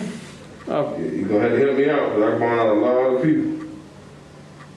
We'll see the magistrate here in a minute. Okay, then you need to go ahead and go handle your business with the magistrate now. This is public, though. I just wanted to take a walk around. It says public does not allowed to be in here past 5. Sign right down there that Pass says that it. sign. Past that sign. Yeah. There's none of them signs here. Yeah, okay.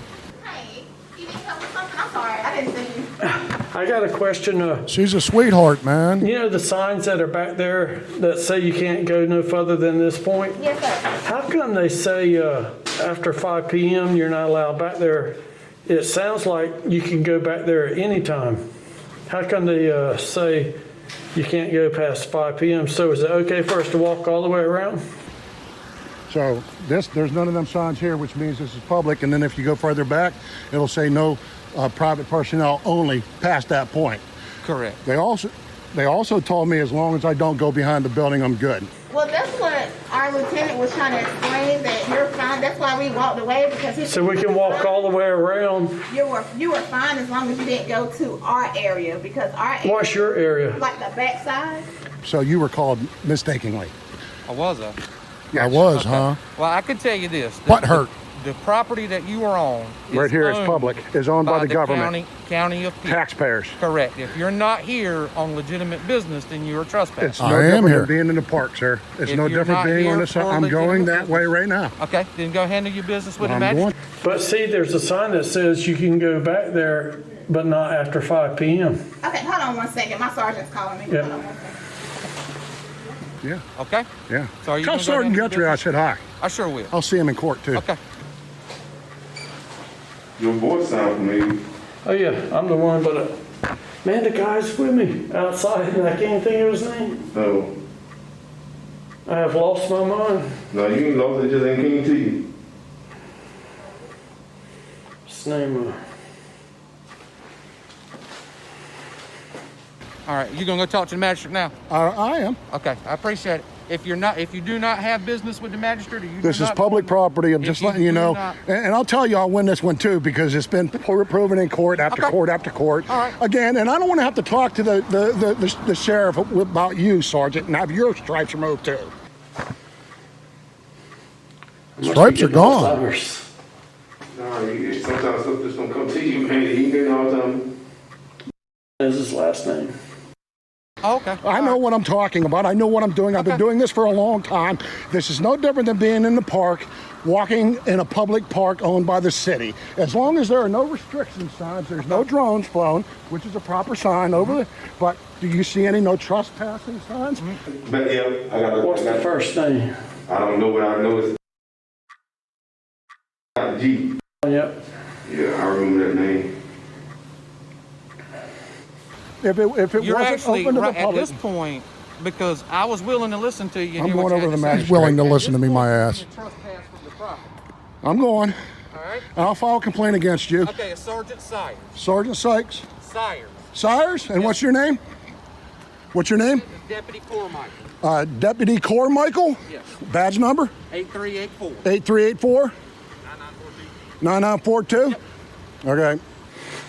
I don't want to do nothing I'm not supposed to. You good? And there's some signs around there that says you can walk all the way around, but not after 5 p.m. Hey, Is Nova that guy, okay to how walk are all you the way doing? around? Boom, boom. Love them Because Novas, man. yeah, that's what it says. After 5 p.m. you can't go past these signs. I'll give you a number to call. Because we've never had anybody ask to walk around a jail. Yeah. So, I mean, So this is good education for y'all too. right, exactly. Again, If you have no legitimate business with the that ain't the way it works, but I'm heading. then at this point, I understand. I understand. You give me not a lawful order, but an order. Yes, sir. I will leave. Appreciate your cooperation. I guess I take the sign literally. It says you can go around and you got to stay 25 feet away from the fence, and you can't go back there past 5 p.m. I don't even, do you know what time it is? It is 4:21. All right.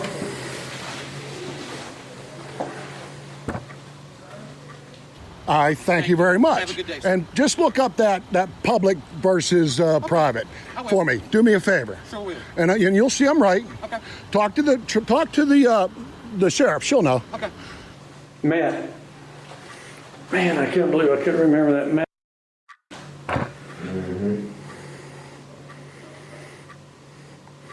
But he never did get to meet you. I gave him the receipt though. I got you.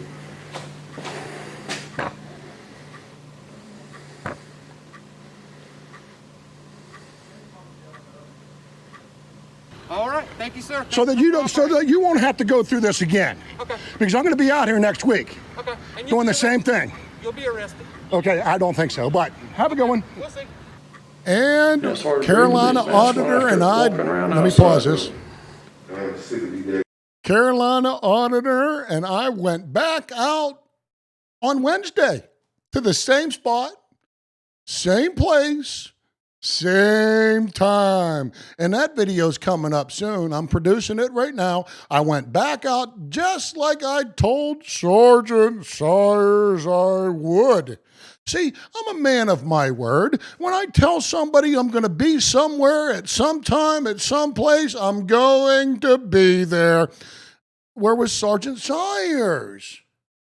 Where was Deputy or Michael? I was there. Sure, I was there. We walked around for a little bit. And guess what? Sergeant Sayers isn't a man of his word. Sergeant Sayers never showed up. Are you watching me, Sergeant Sayers? I know you are. At least Major Atkins probably is. Maybe the sheriff's watching right now. I don't have any problem with the sheriff. I don't have any problem with her. She's handled everything. Well, she's let Major Atkins handle everything to this point. I hope the sheriff, Paula Dance, Sheriff Paula Dance, I hope she's doing the right thing. Right? But Sergeant Sayers is not a man of his word. But you will see in this video, Carolina auditor comes up with these strokes of genius. Right? Yes, here comes the funny part. Okay? I'll shut the hell up right now and let you continue to watch.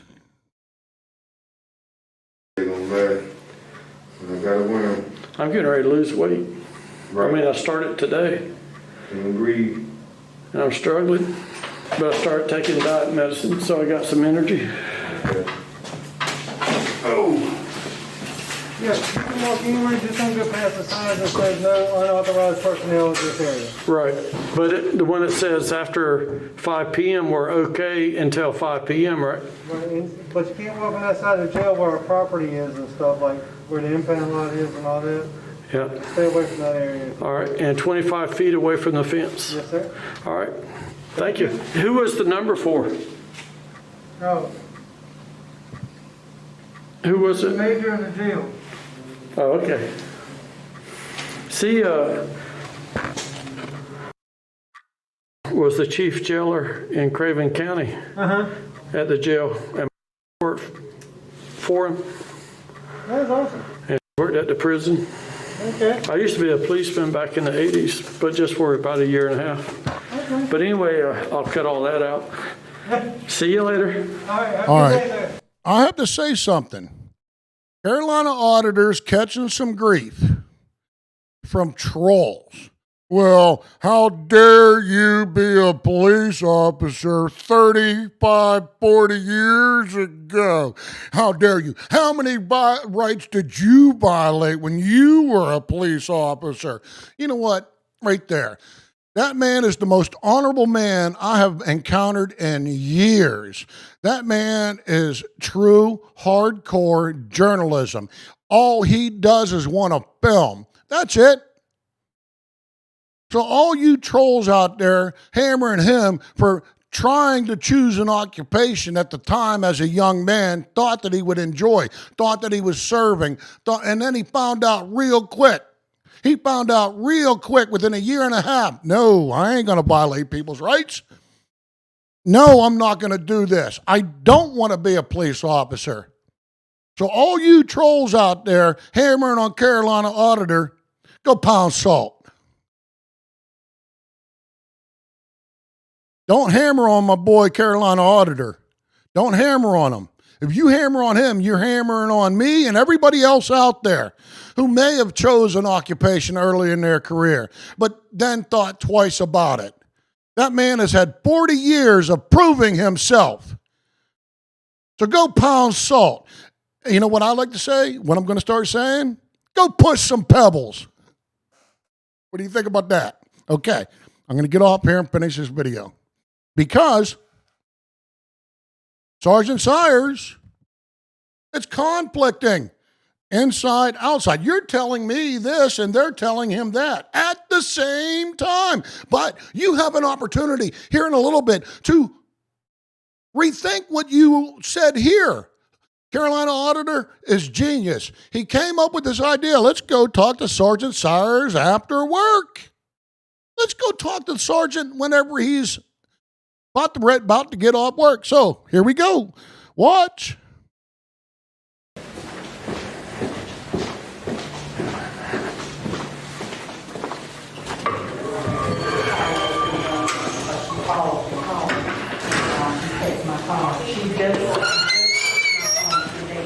We've been trespassing. Did he just leave? We've been trespassed. I know, but did the bailiff just leave? Bail We've been bondsman. trespassed. All right. They just, I'm going to talk to get on the sheriff's department, settle this right now. what? I've been trespassed. I just got permission. They told me in detail what to do. What? They said, just don't go past signs that you can't, their impound area. You can't go in the impound Where it says area. personnel only. No. They're trying to tell me that all of this area back here is off limits. Yeah, and they can verbally tell you. They did, and I left. All right, we're good. And we'll go to the sheriff's department and square it away.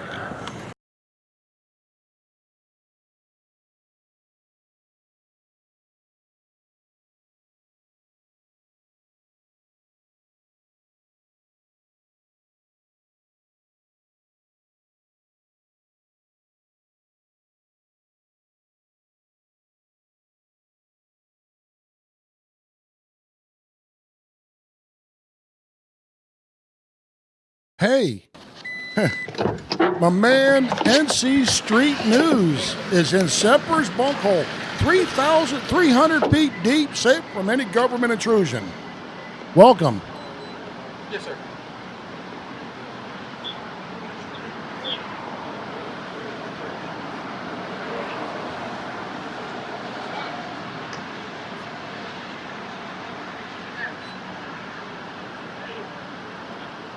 It's not like it's not an urgent matter. It's just filling in with this check off on the side. I mean, we have half.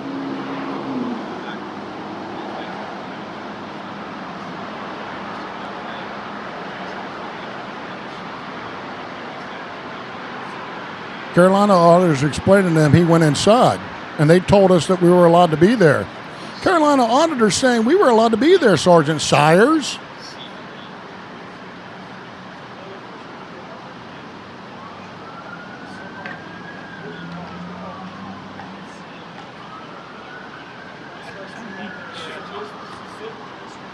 Sure.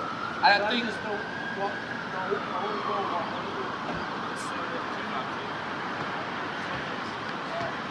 Yeah, so the biggest issue, the biggest issue according to at the detention center, it all comes down to safety. And when you're reporting, that Safety. always throws up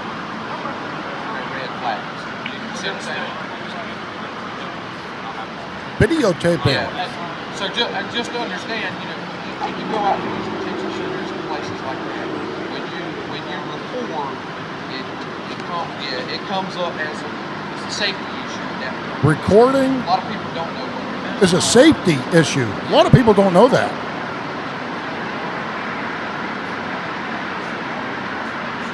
Yeah, and that was me that I talked to them, and that's the biggest thing. You know, when you're out there and you're that close to our Sally it becomes a safety issue because nobody knows exactly what's happening. And with things going on the way that they are now, everybody's on it. So when you record and all that, then so it's not. Watch the young lady. Watch the young female deputy. Goes back out to the property, just to understand it's probably about it. Yeah. Yeah, because then you take, because the jail goes, yeah. The reason why I wanted to get you on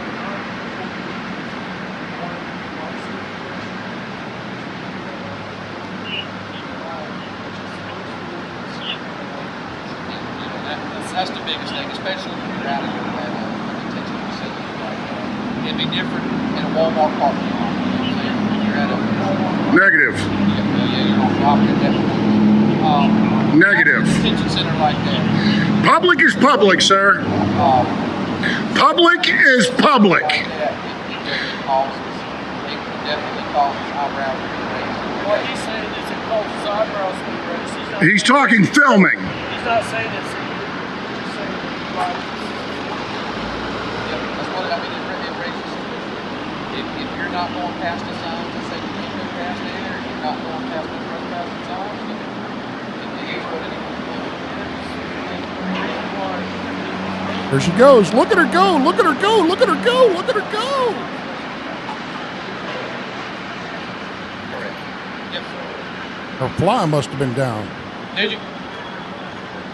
Retired or?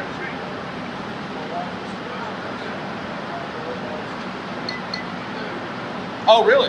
That's actually where I'm from, is Pamlico and Creighton County. Yep, matter of fact, that's where I went to roof school at, is Creighton County. Oh, did you?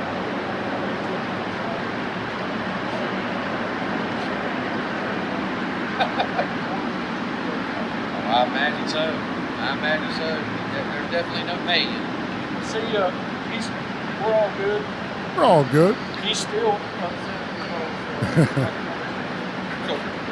All right. See you later. Y'all Thanks. have a good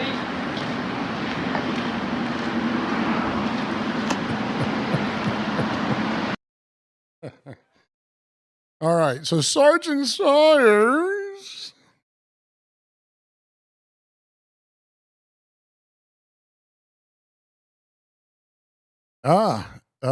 North Carolina Street News. And let me tell you about North Carolina Street News.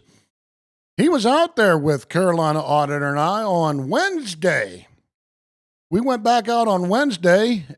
Carolina Auditor and I were out there at the jail, the detention center. And North Carolina Street News was out there with us. He's a young auditor. Nice guy, love him to death. Go over to the North Carolina Street News, check him out, click and subscribe, click on all of his videos, watch his videos. A young man, we need young men and women out there learning the trade of auditing. We are the pamphleteers of our generation. We don't need no kings, censors to get the news out. We have our own printing presses. It's called the cell phone. We don't need journalist degrees. We don't need the king's censors to get the news out. Don't watch CNN, MSNBC, Fox News. They're all bullshit. You people bring the truth. You people are the ones that are the press, what the press should be doing, holding these sons of bitches accountable. Okay. Now listen to me. This is Semper's Bunkhole. I'm 300 feet deep. Safe from any NSA eavesdropping. Safe from any FBI prying eyes. Safe from any police knocking on my hatch. I don't open my hatch to any of them. They don't know where I'm at. I'm down in the bunkhole, Semper's bunkhole. So, we're going to go back to PP13, where we started. And I am so sorry to go through this tunnel, but it was one of the first tunnels I dug down here in Semper's bunkhole. So please don't, just hold your nose. We're going to Police Precinct 13, the most unlucky police department in the country. So just please hold your nose. I got these guns. I have a gun on my side right here. This is a block. Please hold your nose. Oh, this is a terrible tunnel.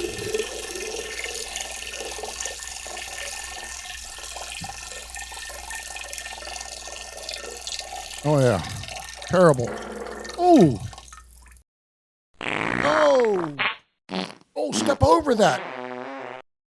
Oh. Here we are at Police Precinct 13. Shh. All the inmates, all the people that they house in this place are down here. They're sleeping, I think. No, it's 4:30. It's 4:38. They're awake. Okay, we can speak at normal volume. I'm at Police Precinct 13. All right? Now, really strange things happen at Police Precinct 13. I'm telling you. It's the most unlucky police precinct in the country. They're buffoons. I started off with this, so I might as well show it again. We have children that came to Police Precinct 13, the most unlucky police department in the country, PP 13 for short, for education. So let's watch what the children are being tutelaged on, huh?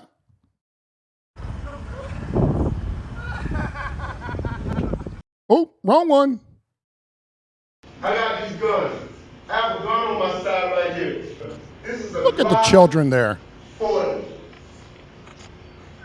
50 Cent, Too Short, all of them talk about Glock 40. Okay, I'm the only one in this room professional enough that I know of to carry this Glock 40. I'm the only one. Oh, that's the way to teach them. No, is everybody all right? Oh, yeah. That's the way to teach them. I guarantee he was a lieutenant or something. I don't know what the hell he was, but he taught them children all right. That's for damn sure. He showed them how to shoot yourself in the balls. He showed them children that a man with one less testicle can still walk. Yeah, one less testicle.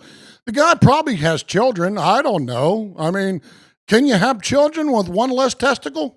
I don't know. That's where a doctor comes in. And I'm not a doctor. I don't know. But, you know, the kids learned real good.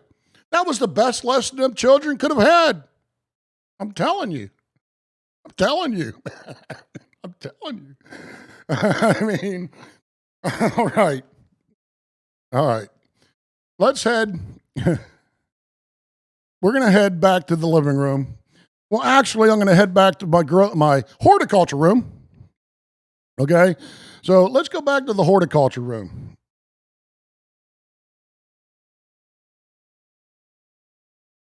Let's go over to the horticulture room. Yeah, this is a good room.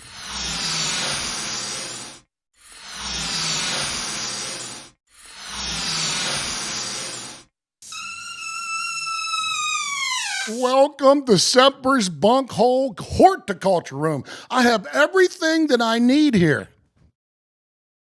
I have peppers. Look at the peppers right here. I have peppers. I grow peppers. Look at the banana tree. Isn't it pretty? Look at the banana tree. It's awesome. I have everything I could possibly need down here in Semper's Bunkhole. I have fruit, vegetables. Yeah, he shot himself. That's for damn sure. He shot his testicle up. I think it was by the way he was aiming, it must have been his left testicle that he blew off. Yeah, it is a beautiful garden, isn't it? Yeah, I have all kind of produce down here.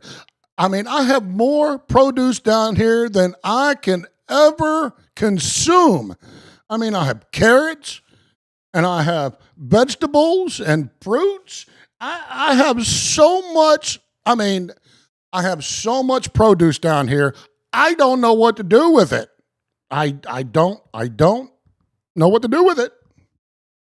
But I can offer you something. Do you guys want a banana? You sure you don't? I mean, I could give you a banana. I mean, anybody want a banana? We like bananas down here in Semper's Bunkhole. We love all kind of produce down here. No, nobody wants a banana? All right, that's fine. Hey, I cannot do all of this. Here, first off, I'm trying to reach over there. There we go. Here we go. Let's put this. Let's put this down. Let put that down. Okay. I couldn't do all of this. I could not maintain this horticulture room. I could not maintain it without my main horticulturalist. I mean, he is the best horticulturalist in the world, the expert on horticulture. Smoke weed every day. Pup Dog. Yeah, Pup Dog. Yeah, he's my number one horticulturalist. He gets things done. He's masterful at it, you know? So, hey, Pup. Hey, Pup. Pup Dog, let's get out of here, man. Let's get out of here. Hey, let's get out of here, Pup. We're gonna go back to the living room. Oops. There we go. Now we are back in my living room. This is the very first thing that I dug down here in Semper's Bunkhole, safe from any doomsday, hurricanes, nuclear strikes, magnetic pole shifts, earthquakes, volcanoes. I am completely safe down here. All right. So we end where we began. I hope you enjoyed the education. Excuse me, I sure did. I'd like to thank everybody for coming. True Seeker, J Law, Nova Guy, vroom, vroom, vroom, vroom, Nova Guy, man. I'm a big Chevy man. True Seeker, North Carolina Street News. Go check him out, man. He's a young one, learning the trade. Jeremy Bush. Thank you very much, Jeremy, for coming. No, you don't want my contact information. No. No, I'm just kidding, Jeremy. We'll hook up in a minute, okay? I'm not prepared to do that right now, but we'll hook up in a minute, Jeremy. Who else? Behind the scenes, North Carolina. Thank you very much for coming out, man. True Seeker, Nova Guy, Street News. Beautiful Disaster. I don't even think that I saw him or her, and I am so sorry that I didn't mention you and give you props. If please go to any of these auditors' YouTube pages and check out what they're doing. There's a lot of people doing a lot of great things. I'm deluged by videos every night, every day. I watch as much as I can. I comment as much as I can. I love all you people's comments. I love all the interactions, the education, the case law that you all throw up to me. All right, Jeremy Bush, I'll check you out here in a minute. Let me get a few things settled, get a few things going on here, and I'm going to be doing these on a regular basis. I'm not quite sure. Excuse me. I'm not quite sure the date and times that I'm going to be doing this. Today, hey, thanks, beautiful disaster. Today was just a thing that I felt like I needed to get out here when I did, and I thank you very much for all coming and helping me learn a lot.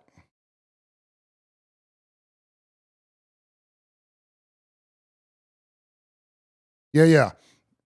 You know, when I was in the Marine Corps and we were overseas, I was in the Philippines. I've been around the world. I've been in, I can't imagine, 30 some countries.